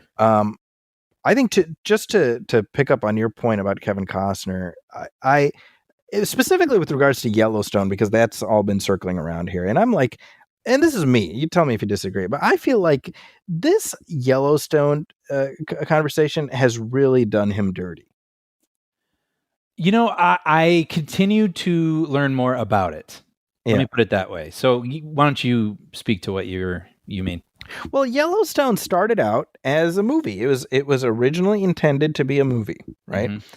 Taylor Sheridan wrote it. He pitches it to Kevin Costner. Kevin Costner's like, yeah, this sounds great. Let's do it. And then at some point in the production process, they're like, hey, we're going to turn this into a, like a 1-season TV show. And Costner's like, yeah, okay, sounds good. And then they're like, hey, we want to turn this into a multi-year series. And he's like, all right, sounds good. I mean, every step of the way, Kevin Costner's on board, okay? Mm-hmm. As this thing becomes one of the biggest hits on television. Mm-hmm. And then at some point along the way, he goes to Taylor Sheridan. He's like, hey, bro, I got this like movie series I want to do. Can we find a way to fit that in? Mm-hmm. And Taylor Sheridan is the one who's like sitting around. He's working on scripts. He's not. And Kevin Costner's like, hey, man, come on. I want to do this movie. Right. And so at some point, he's like, look, I'm trying to find a way to fit both in, but I want to do this movie. And he's like, look, I'm just going to leave and do the movie because you're not giving me any dates. Mm-hmm. And then it becomes, look at Kevin Costner, Mr. Big Shot movie star. He's too big for the TV show. Right. And I'm like, that is horseshit. Yeah. No, it's funny because that is the angle I think I even as recently as this morning was reading. Yeah. And I kind of agree. I mean, I didn't know that, but he's been wanting to make this or tell this story at least, Kevin Costner, since 1988. And I think even some of the things that happen in the movie, I was like, without even knowing that, I thought, oh, I bet he wrote this for his younger self. And so I can see where he's like, look, man, it's now or never. Yeah. Like, am I doing this thing or not? This is a passion project. Yeah, he's got to find that window and get it done. And I think they absolutely could have accommodated him. I think the discourse has been really terrible. I really like, and it's not like Kevin Costner needs me defending him, but I'm like, in this particular instance, I think he got done dirty. Now that being said, Horizon and American Saga, Chapter 1. You have to say the full title. It's important. Yeah. Chapter 1 of 4, question mark? Yeah. Is in theaters now, and it is 3 hours long. Mm-hmm. And it is, boy, I'll tell you, this is the most Kevin Costner movie that ever Kevin Costnered. Dude, I am dying to hear. That's not even me being like, oh, this was terrible, and I want to. No, like I actually thought it was okay. So but I am so curious more than anyone else, your opinion on this movie. So I got to tell you, man, I think I've said this before. You put Kevin Costner in an epic length Western, I will already be, pre-sold. Mm-hmm. That doesn't mean I will like it unabashedly. I do not like Wyatt Earp. Interesting. However, I will say about Horizon, I really liked it. Mm-hmm. Mm-hmm. And I don't think it's perfect. I think it has several flaws structurally, but it represents such a big swing, and it is such a clear passion project for Kevin Costner. I'm like, man, I hope all of us can fail doing what we love. You know what I mean? Like, if this is a failure, sign me up, is what I'm saying, I agree with that. I don't know how much money this movie cost. I know we're living in a different world, but I wish a movie like this could succeed on its own terms in a way where if they had it all worked out, they knew through pre-sales and things like that, or kept the budget in line, that they could still turn a profit with this thing. And you know what? So it doesn't become this amazing, huge, profitable or mega profitable blockbuster. Fine. But this exists for its audience. I want to know that movies like this can still exist. Yeah. You know what I'm saying? I totally agree. Yeah. The budget is right around $100 million for this one. It's not bad, really. I mean, considering what ended up on screen, that's actually pretty decent, I got to say. Of which I think Costner is on the hook to the tune of $39 million of his own money. Yeah. Right. So he's literally putting his money where his mouth is. I mean, it's a big story, and the movie ends and we're not even in spitting distance of sort of the thesis of the thing. I don't think, This is what makes it so interesting. And so I have to say this. Did I enjoy it? I did enjoy my time with it.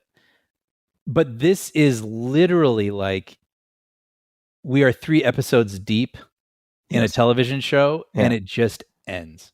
Yes, you're right. You know what I mean? And so actually I would have a hard time recommending this movie, except to people who are like us, and if it's like Kevin Costner in a cowboy hat, I'm in.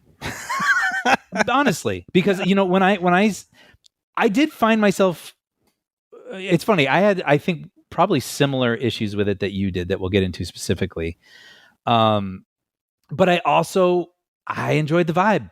I was game for this. I want to see a wagon train story. I want to see outlaws, and I want to see a town trying to get started. I want to see the Native American perspective on what that's like. I'm in for all of this stuff. Yeah. But it does ask a lot, because this movie, like, Back to the Future is a weird one, but like if Back to the Future 2, they know there's going to be a 3, and yet there are things that are tied up at the end of 2. That is a satisfying installment. Mm-hmm. And I would say this is not a satisfying installment.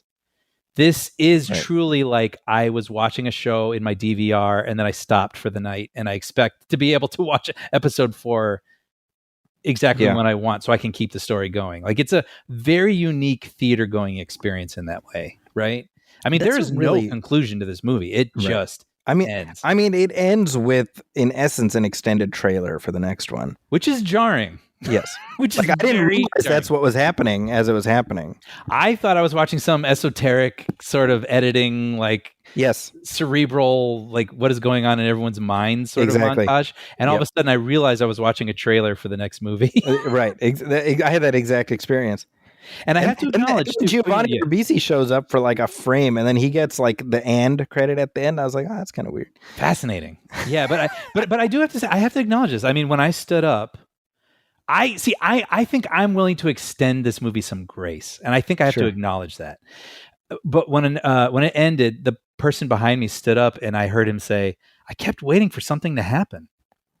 See, man, I just don't get that, honestly, because I will say this: 3 hours, man. I was not bored the entire time. I was engaged. I was not bored either, but I will say that some stories I found more compelling than others. I agree with that. And I would also say there's some romance going on in this movie, and none of it worked for me. None of it. And and there was even like the moment with the daughter, and she's talking to the soldier, and I was like, what? Like, is this romantic? Because she seems really young. Yeah. Does she have a relationship with that guy? I don't even remember that happening. Like, it felt oddly choppy, and like certain things weren't fleshed out for a movie that's 3 hours long at times. Well, the fact of the matter is that Kevin Costner, who is top billed, does not show up until an hour into the movie, and I checked. That's interesting. I mean, his first appearance is an hour into the movie, right? And so in essence, you've got, Horizon. What is Horizon? Well, it's this town, or like the promise of a town, right? And that's what everything is revolving around. And we're not even really at a point where we're not even at a point where we see how these stories will eventually connect to each other. Exactly. Right? Yeah. And so, I mean, I think just to echo your point, like, you're either down with that or you're not, I think for me personally, I love this milieu. I love being dropped into big canvas westerns and people on horseback. And I don't know, man, that's my jam.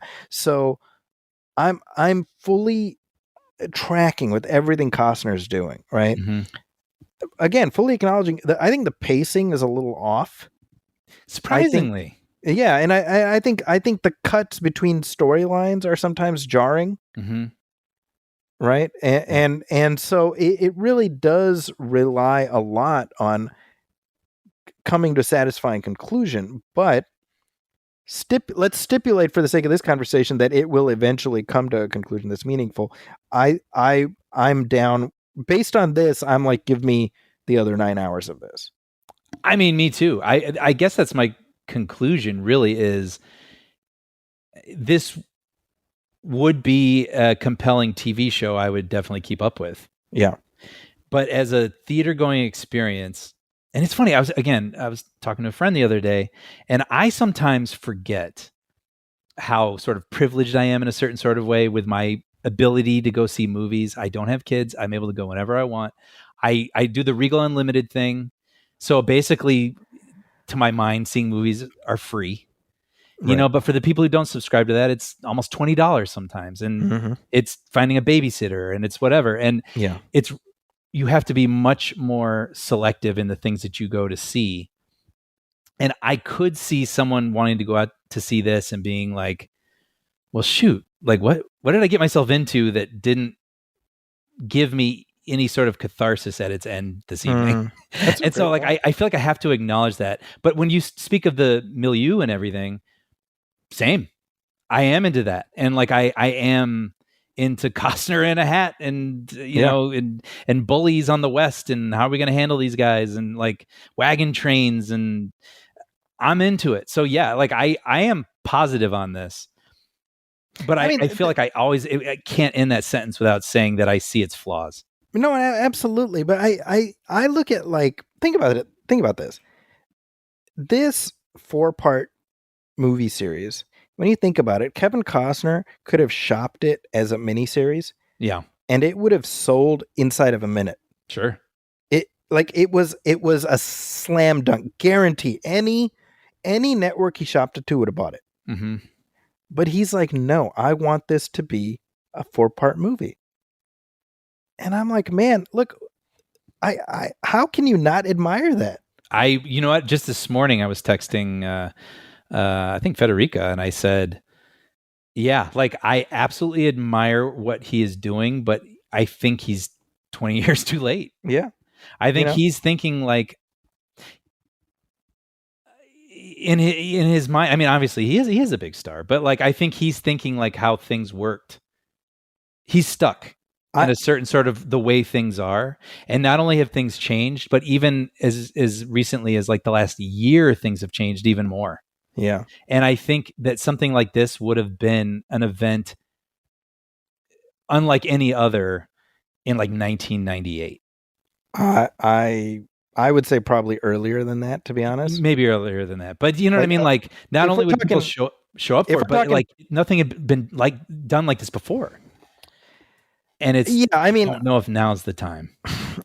I don't think there'll ever be a time for it to be a hit in theaters, but that doesn't mean it won't have value after theaters. 100. Well, and that, I mean, we may as well get into that, right? I mean, Chapter 2 was supposed to release in the middle of August, Yes. and it got pulled. Yeah, indefinitely. And the reason they said, I don't have it in front of me, but it was basically saying we want audiences to get acquainted with this story, to get to enjoy this story, and then they'll be ready for part 2, because no one is going to show up for part 2 because no one saw part 1. Yeah. And so I think it makes sense, and I hate it. I wish people would go to the theater to watch this sort of thing. I want this type of movie to continue to be made. But the reality is most people are probably going to stream this. Yes. I think And so you're right. you have to wait for the audience that is going to show up for this, Yeah. maybe To my discover it. parents, to discover it. Yeah. And then you can put out part 2. I mean, I'll tell you, this one ended, and I'm like, man, 6 weeks. I can't wait. Dude, I actually was that was- the same. I was like, I can't wait to come back. Let's go. And by all accounts, so number 2 is done. It's in the can.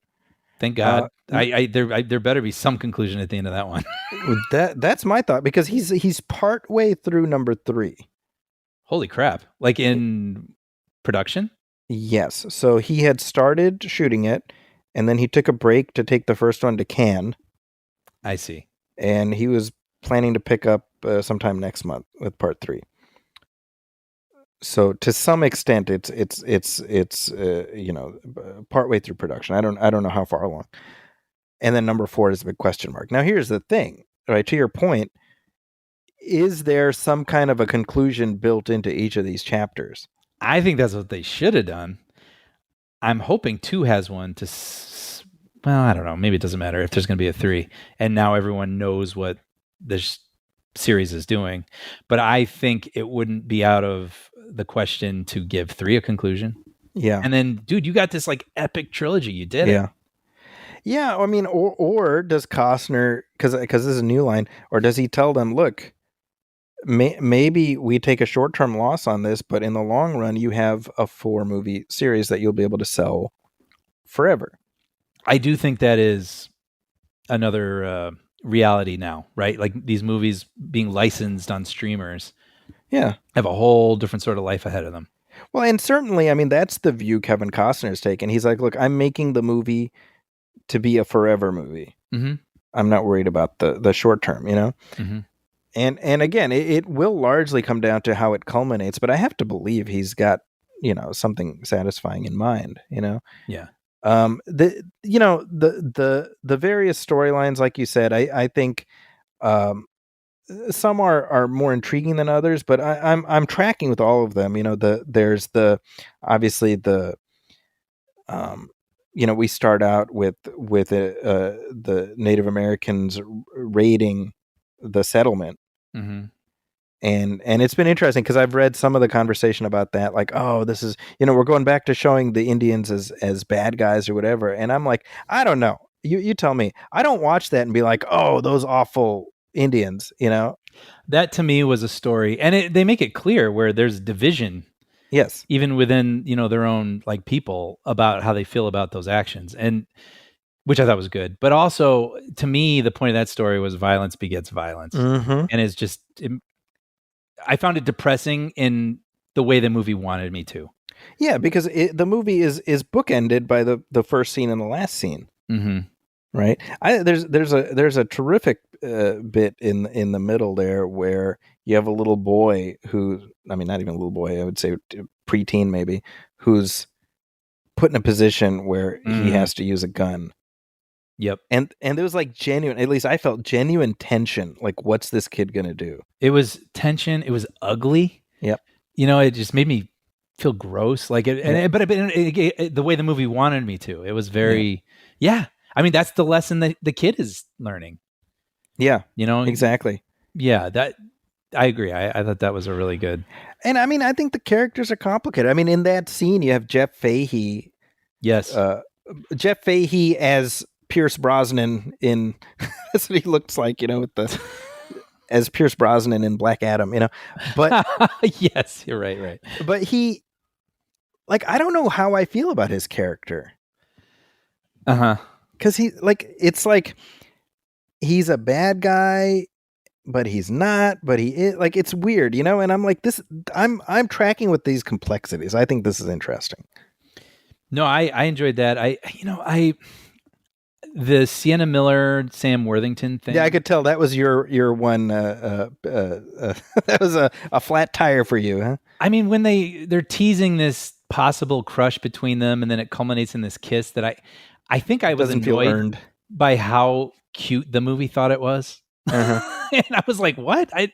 This movie's 3 hours. How did we not like build toward this? Yeah.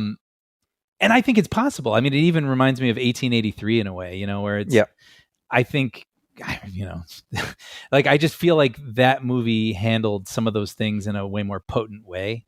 And I'm surprised. I'm surprised that they didn't have that romantic story feel a little bit more realized or rounded out or something. The wagon train thing I enjoyed, but again, I mean, it just becomes like a Peeping Tom story, and that's all we get. Well, no, I would disagree. I think, and what's maybe happening in there?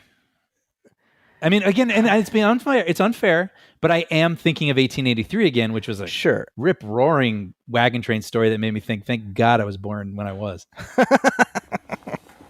Well, I really like Luke Wilson, right? I just think he's a really interesting character in that whole storyline. I think that's what pulled me in. I'm like, this guy, man, he's got just a really shitty job here, you know? He does, but again, it's like, well, these British people don't want to pull their weight, and these guys are Peeping Toms, but that's, again, you almost can't get mad at it because the story's not done. Exactly. Yeah. But I also feel like for a movie that asked for 3 hours of my time, maybe there should have been a little bit more of an arc to what I am seeing in that segment.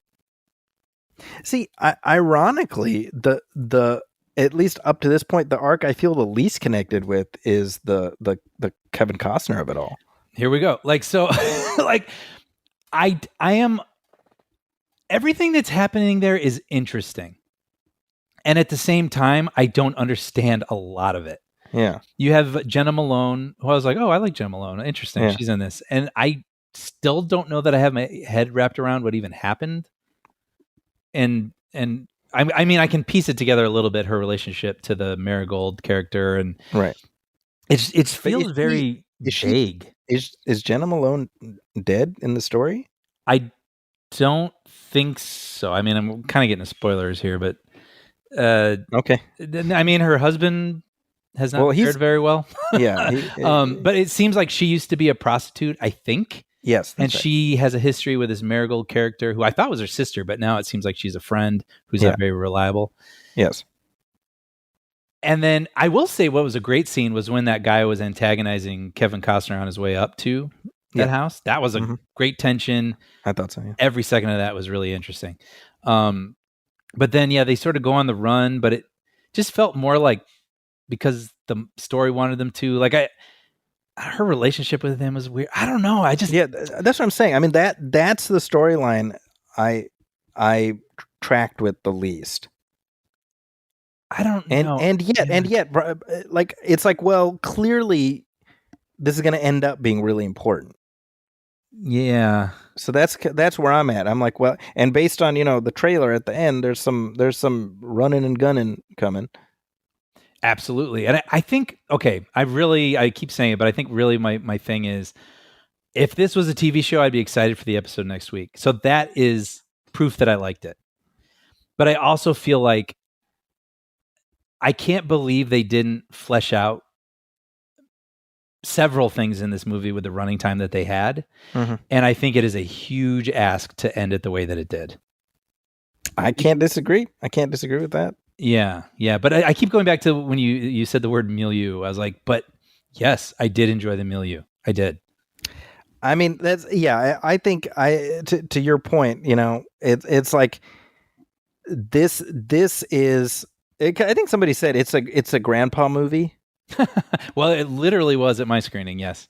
and I don't even think that's a bad thing. It's like, because I saw an interview with Michael Rooker, right? Oh yeah. And he's like, well, the problem is these movies, kids these days with their TikToks and their Wick Walks or whatever, and and I'm like, okay, come on, Yondu, you think the kids are going to show up to this one?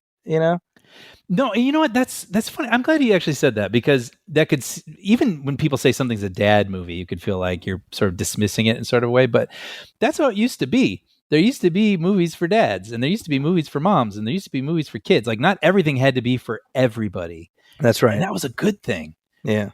And then sometimes you would watch that movie with your mom and go, I Sleepless in Seattle. Like, that was cute. Yeah. That was fun. You get to sort of share genres with one another every once in a while. Yeah, I mean, notwithstanding, when you think about it, Dances with Wolves was one of those unicorn things that ended up being kind of a 4-quadrant movie. Totally. Almost despite itself, right? Because I would say, well, like, why am I here right now being like, give me 9 more hours of this. Let's go find a vein, plug it in. It's because Kevin Costner made Dances with Wolves at 1990. I was 10 years old, and it worked its mojo on me.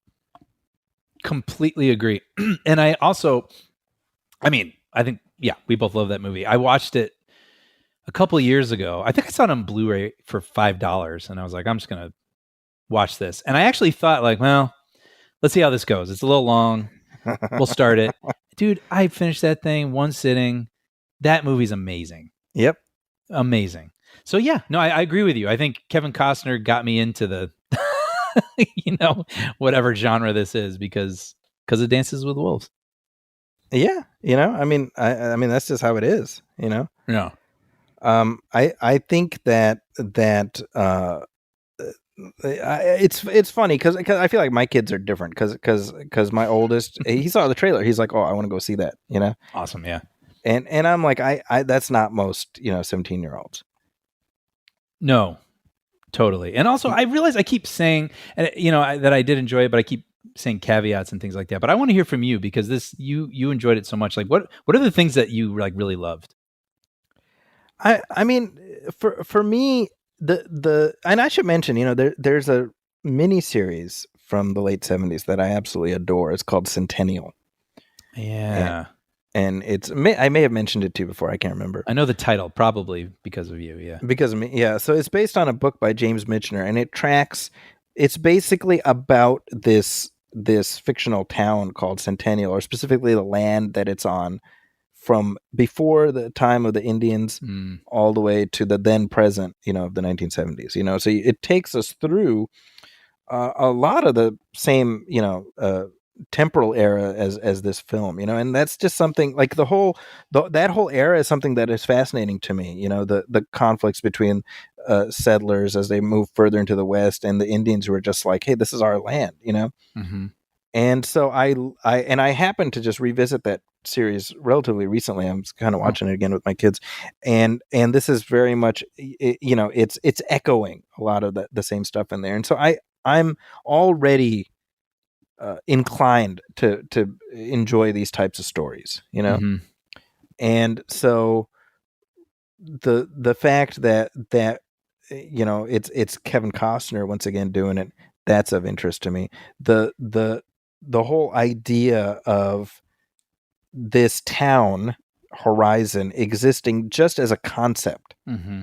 And yet it's a concept that's drawing people, like it's like, flies to honey. It's drawing people to their deaths. Yeah. That, like, I'm so fascinated by that, right? Because there's a whole storyline that I know will be fleshed out later about, well, who is the person who's selling this land and what's that whole thing, Yeah. Maybe it's Ribisi. I don't know. Yeah. Right? It seems that way. Right. And all of that, like, that stuff is just so interesting. And knowing, like, this was a period of our history, Mm-hmm. and I don't know, I'm endlessly fascinated by that. Like, this is where our country was at one time, and this is where we are now, and how did we get here? Mm-hmm. It's messy, and it's horrible. It's like completely separate from slavery. There's this other atrocity that was committed against the Native Americans. Mm-hmm. Yep. And what I found so interesting in this film, which, it's kind of, we see, the film starts out with this raid, and really it puts you in the shoes of the settlers. I thought about that. Yeah. Right. But then we're taken to, the Indian settlement, and we at least for a little while, we experience their culture, and we're in their shoes, and we hear their language, and to me, it's that's what I kept thinking about. I'm like, look at the central dichotomy here of, you have these two cultures that were essentially set on a collision course against each other, at least tacitly, by the government. Sure. Yeah. By the American government.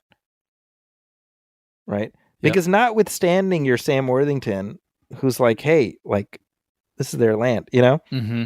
You essentially had a government that was like, hey, go out there. Hey, we can't protect you. Mm-hmm.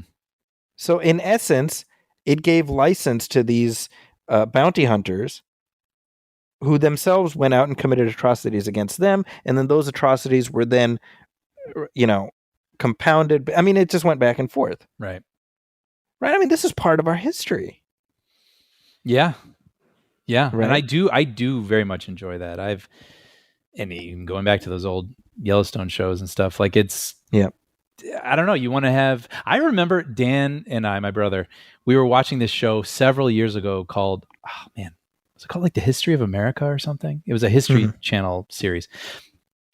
And I mean, look, we grow up in a certain neighborhood, and you get a certain education, and you learn certain perspectives on things. And I remember watching this documentary, and we turned to one another, and we were both like, are we the bad guys? And I mean, I know some people probably rolling their eyes and like, yeah, but like, it was eye-opening. And you're like, so it's really important to learn history and to learn how we got here, and be like thankful for what you have, but also realize that, like you said, atrocities have been carried out that have led us here, and I agree with you. I really do, much more than I ever did when I was younger. I mean, I enjoy learning about our history and trying to learn from it. Yeah. Yeah. And so, maybe this is a dad movie or a granddad movie, but I think I'm on board with Kevin Costner's mission statement, which is, I want this to be a forever movie. Mm-hmm. And I hope he does get to finish it, man. I hope by hook or by crook he's able to make it happen, because I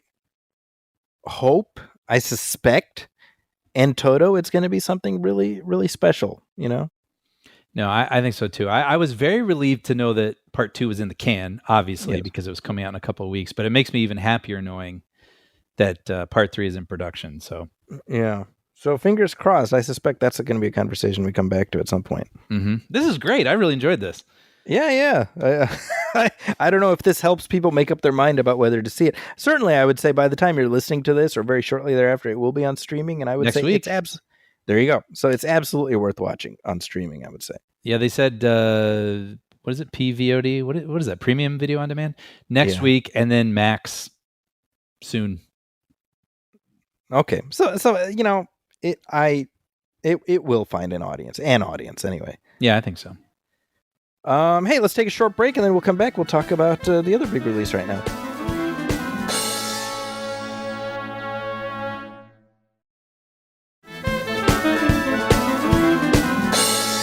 And we are back. And hey, Brian, you know who else is back? Who's that, Zachy? Why, it's Eddie Murphy as Axel Foley. Love it. Well, I was going to say watch my tailpipe, but I need to clarify more specifically what I'm talking about there. Hide your bananas.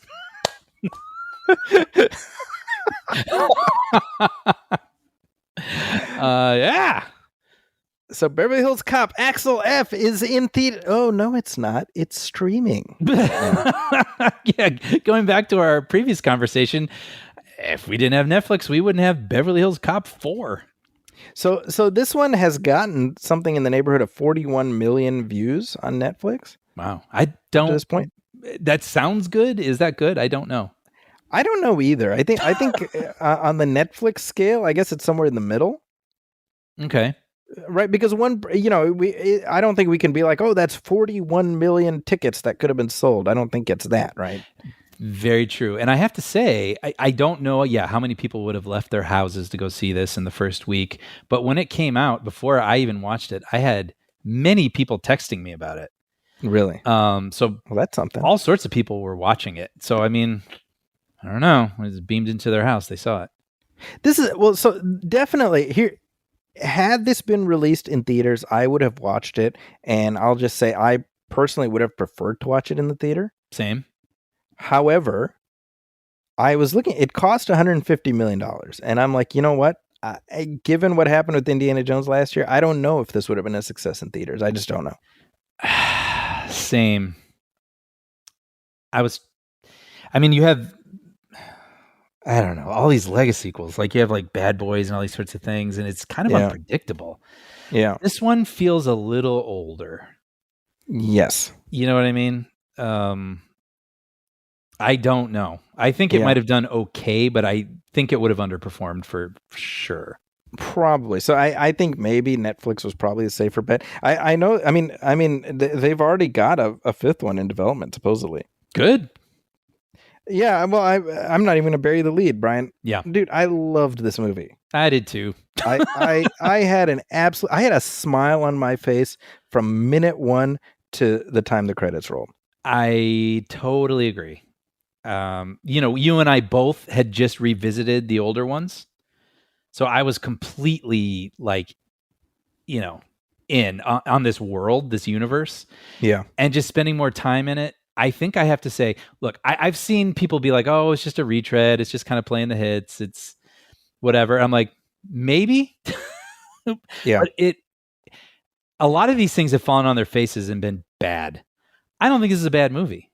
No. I actually think I was shocked. I mean, it made me think of Coming to America. Or I think it's called Coming Number 2 America, right? That's right. Which was terrible. Yep. And I was nervous. These straight to streaming sequels don't tend to be very good. And I was shocked with the opening sequence in this where he commandeers the snowplow and he's going through the streets of Detroit and kicking up cars. And I was just like, he's cracking jokes. He's making me laugh. The stuff he's saying is actually making me laugh. I was like, this is what I want. This is what I want. Like, so I was so relieved that I felt like it delivered a package that I could enjoy. Yeah, absolutely. You brought up Bad Boys. I mean, honestly, I got kind of Bad Boys 3 vibes where it's like, oh, we're just picking up and we haven't really missed a beat, And it shares one of the writers, I think. Yes, that's right. Which kind of makes sense in plotting too, if we get into spoilers. It was going to be directed by them two guys too at one point. Yeah, they were developing it for a while. That's right. And then they left to do Batgirl, which I'm looking forward to watching at some point. Yeah, that's right. I having watched Beverly Hills Cop 3 and then Beverly Hills Cop Axel F within the span of about 48 hours, you can see right away the difference between Eddie Murphy being like on board and engaged and just utterly detached. Totally. Because I mean, you could tell he was into it. He was having fun. He's hilarious in this. Mm-hmm. And what's so funny, I mean, Eddie, what is he? He's in the mid-60s at this point.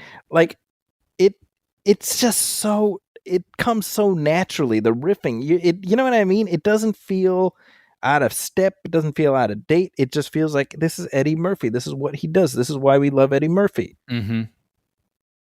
Yep. No, I just feel like I don't know what the bad recipe is when these movies fail necessarily, and I'm loath to even waste brain power thinking about it. But what this movie got right that I enjoyed was it's like the vibes were right. Mm-hmm. And for him to be a little bit older, but still himself and making the jokes, and even making jokes about him making the jokes. There's that one point where he goes to the hotel and he's gonna riff his way in like he did in the first movie, and then he just stops and is like, "I'm tired. Give me a room." It's hilarious. I mean, so that's good. You're like playing into like Eddie Murphy now. That's the thing. I mean, they really found that rhythm. And I was thinking about how, because we were talking about Beverly Hills Cop 3 in our commentary track and how that was the dilemma that John Landis as director ran into, was like Eddie Murphy just didn't want to riff. He didn't want to do shtick. And I feel like the 30 years in between 3 and 4 have sort of brought that realization to Eddie Murphy. Like, well, no, this is the totality of this character. Mm-hmm. And this is why he's beloved, Totally. And this is like random, but I think something I really liked a lot was that it picked us up 30 years later without there having been some rift between our returning characters that had to be addressed. Like there's a couple, like when Judge Reinhold calls him and we see that it comes up Billy on his phone. Mm-hmm. I'm like, oh, see, he's still in touch with Billy because his phone is, he's got his number saved. Mm-hmm. And Billy's like, Axel, you're my brother, right? I'm like, good, and then we have that scene later where Taggart, he's like, what was going on over there? Oh, I'm just kidding. And then they hug. I'm like, good. I love that. Good. Yeah. That's what I think makes the past one so special, is that that's right. They become friends at the end of one and then they keep it up. You see pictures of them on fishing trips and things like that. And so exactly. I want that brotherhood to remain. Yeah. So for me, that's what just made it work for me. And it really helped that I had just mainlined all 3 of the previous ones within the span of one day. And then just the next day we watched this. And by the way, it became kind of a family affair over here because all my kids ended up watching them with me. Mm-hmm. So it's so funny because, the very first shot of Judge Reinhold, we see him from the back and we just see his silhouette and as he's introduced. And Anaya, she's like, it's Billy. Really? It's so funny. That is, I'm going to go out on a limb and say that's the only 7-year-old in the country that said that. That's still amazing. I love that. I was like, man, they love Billy, I love that. Another important thing, sorry, I'll just say real fast. Yeah, go ahead. Is something I hate about modern action movies is they feel this need to escalate to compete with every other action film out there, and they're competing mostly with superhero things. And so you have people jumping or flying through the air due to explosions in ways that defy physics. And then you sort of lose tension. Yes. Right. And because that they're never in any real danger. And what I loved about this was it kept in line with the past movies and what was capable back then in terms of action. So I thought the snowplow thing was really fun, really tactile, really messy. There's a guy chasing him on a motorcycle and he gets clipped by like a chain. With these 2 pylons, and I was like, "Dude, damn!" Like it made me shift in my seat, like I can't remember in a recent action film. And also, when you have the daughter threatened and she's in that car, and they push her out the back of that parking garage, and you see they took a real tow truck, a real car, and threw it out the parking garage and had it swaying there. And then the helicopter chase with Levitt. Which It's was seriously that was like the highlight of the movie for me in terms of the action set pieces. yeah. I mean, there's just something about like helicopters that are kind of cool but dangerous. They feel like the Batmobile in the real world. Like they're kind of sleek and interesting and cool, but they're also like, man, that thing, you could fly it through a city street, but that shouldn't be doing that. That's dangerous, And so Yeah. that like there's like a tactility to it all that just kept it connected to the past ones, but also made me excited as a modern viewer because we don't get that kind of thing very often. And it feels like more work went into it and it feels more exciting for that reason, I think. Yeah, no, I think that's really true. I think that the movie was smart about how to carry Axel forward, right? So in other words, right, it's 30 years later and we don't have an Axel who is disgraced and he's trying to, Mhm. he's some layabout and this is like his comeback or something, No, it's just this is business as usual for him. Mhm. And everyone knows he's a legend, Right. Like I think all that stuff is helpful because it puts it. I don't know, man. I'm tired of doing the oh, everything's gone to shit in the interim Mhm. trope, Yeah. And here it's just like, no, we're just picking up a couple decades later. Like, let me put it this way. I remember. I mean, this movie's been in development since forever, but I remember around 2009, 2010. At some point, Brett Ratner was attached. Mhm. And that version would have had Axel going to Beverly Hills to investigate Billy's murder. Totally. Right? And I'm like, no, kill that with fire. Mhm. No, Right? I don't want that at all. I don't want that. Nobody wants that, right? Yep. And so it's like this tricky thing, right, with legacy sequels where it's like, what do you keep? What did people like? What do people want to continue? What do people want to have continue on? Mhm. And so and I always say this, right? I feel like this has been the big, the ultimate favor that the Star Wars sequels did is they sort of mapped out the paths of legacy sequel, Yeah, sure. like in life, either you're an example to follow or you're a warning of what to avoid, That's really funny. I feel like there's some of that, Yeah. But I mean, ultimately, again, the movie ends and I'm like, hey, even if we get just one more of these, I would be entirely open to it, Yeah, and look, I mean, are they breaking new ground? No. Is it Right. innovating? It isn't. But it is keeping in tone, in line, whatever you want to call it, with the thing that I love in a way that still feels fun. Yeah. It's not tired. It's not being super repetitive. Yeah. Like I think this is one of the few legacy sequels that I feel like kind of found its way. I totally agree with that. And they do some things that maybe some people didn't like. What they have the Heat Is On playing during an action sequence, which, by the way, dude, I was like, yes, Yeah, like same.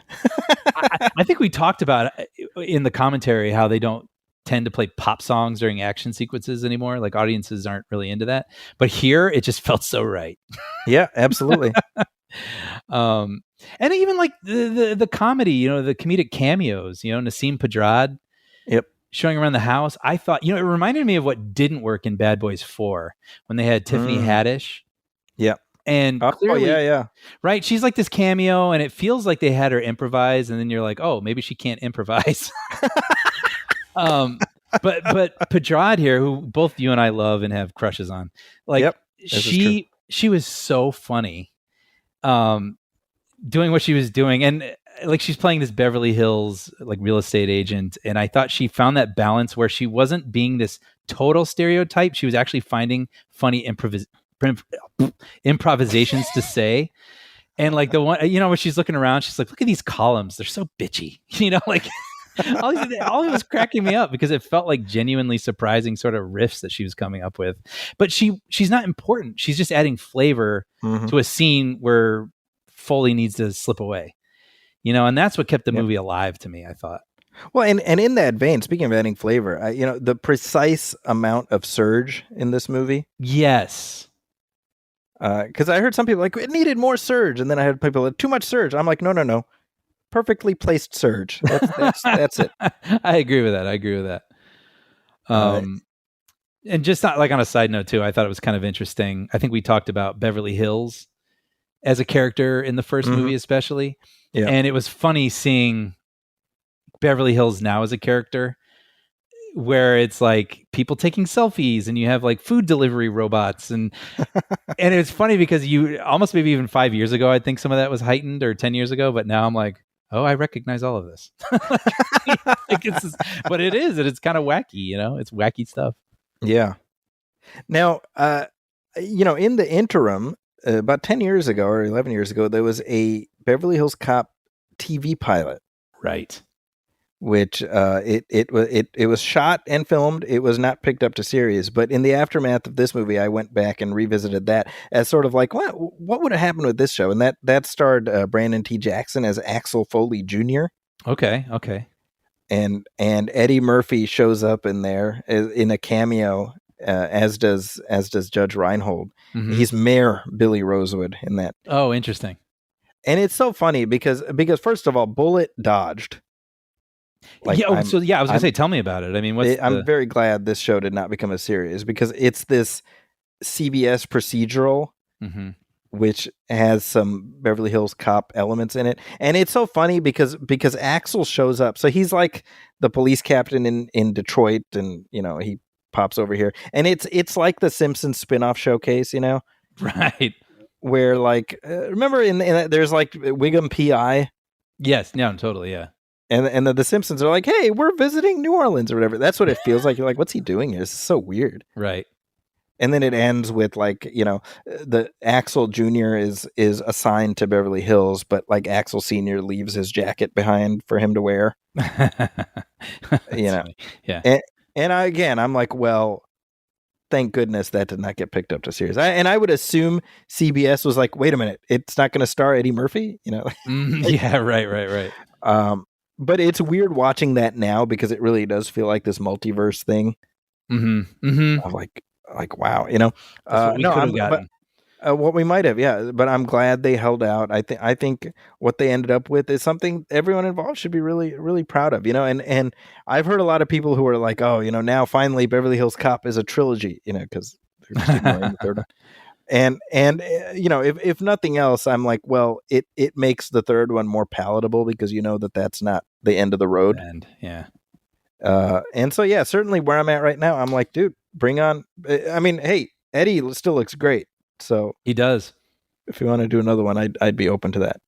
Yep. I do like that that movie is acknowledged when Joseph Gordon-Levitt is going through Foley's file. Yes.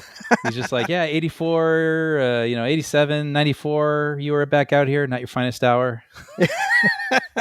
Joseph Gordon-Levitt was really good in this, by the way. He was good. He brought an interesting energy. It was a little unexpected in a way, he's a good counterbalance to him, I think. I think that it's like you need to bring in new characters, but you need somebody to kind of be like doing the Billy Rosewood thing. Totally. And it was kind of made me laugh too, because I was like, oh, poor Joseph Gordon-Levitt, always being held back by institutions. He's like not able to operate the way he wants on the police force. In Gotham, he's not able to operate the way he wants on the police force. Like, yeah, we just needed Matthew Modine to show up, be like, somebody get this hot shot out of here. Yeah. Well, we should talk about his daughter. What did you think, real quick? I mean, the whole daughter angle. I wish I had this observation, but I heard somewhere else someone saying, in these legacy sequels, it's like they turn all our heroes into deadbeat dads. Like Han Solo and stuff. That's true. And it's tricky navigating that. I still don't know how I feel about that with Han Solo. I don't love it, but it's something you almost are.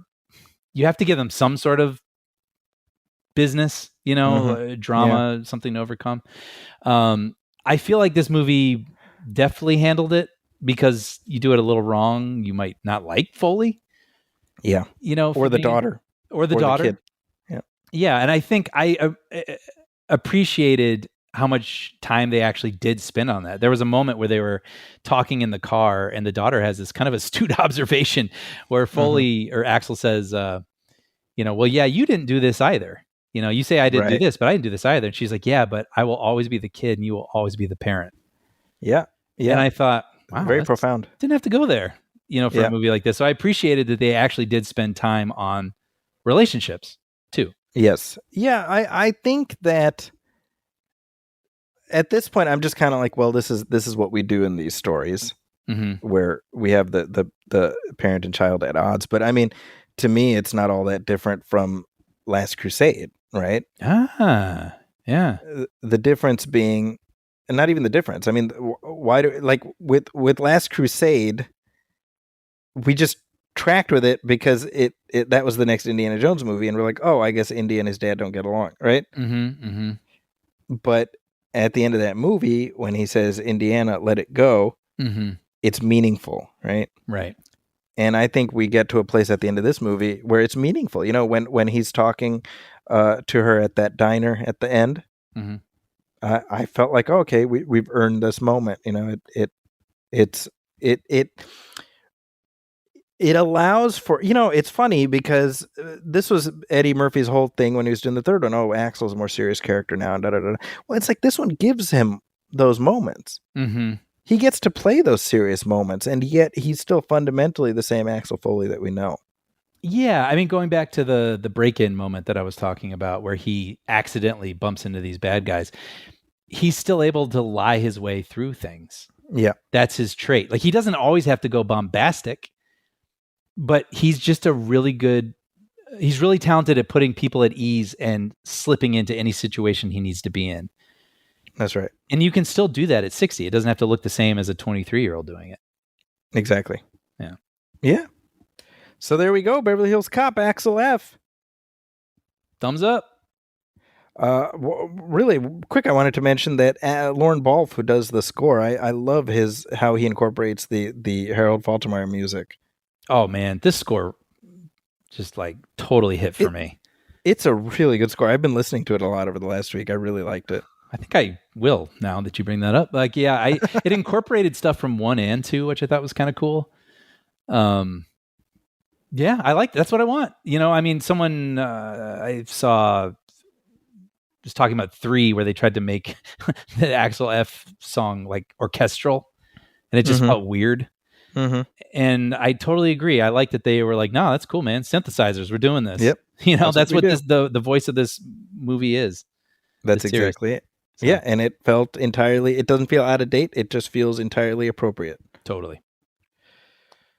Well, I think we've had some good discussions about both of these movies. Hopefully we struck a chord for people listening. Yeah, and I mean, I just have to say, like, just say the sentence, but I mean, a straight to streaming legacy sequel that worked. Yeah, I mean, Way being honest, at this point, AXEL F is one of my favorite movies of this year. Yeah. That's how much I liked it. Yeah. So I mean, kudos. I have to say it because we complain so much. Like, I just feel like I have to give the kudos when it's deserved. I agree. But let us know your thoughts. You can email us at moviefilmpodcast@gmail.com. You can also hit like on our Facebook page and message us there. Tell us what you thought about Horizon and AXEL F, and tell us what you thought about our thoughts about both of those movies, or anything else. But as always, please go to Apple Podcasts and leave a review, leave a star rating. Every little bit helps, and we would appreciate it very much. If you like what we're doing, please subscribe and spread the word, and hit subscribe on our YouTube channel. We're like I said, we're still working out what we're going to be doing there, but it'd be nice to have some people who show that they like what's on there. Brian, anything you want to hype up? Yeah, new episodes of Young Jedi Adventures are going to be dropping on Disney Plus and Disney Junior on August 14th. So that's coming up soon. And as for me, you can look for my reviews at the San Francisco Chronicle, as well as the Wrap and IGN. Got some fun stuff there currently. But with that, on behalf of my partner, Brian Hall, my name is Zaki Hassan. This has been Movie Film 295. Wow, Brian, we're barreling towards this episode 300. Wow. That's coming fast. Hey, who knows? We'll have lots of stuff to talk about between now and then, and a commentary or two. So keep it tuned here. Thanks, everybody. We'll catch you next time. Welcome, friends, it's the Movie Film Podcast. Movie Film Podcast, enjoy the show. Zachy and Brian are talking about movies. Movie Film Podcast on the radio.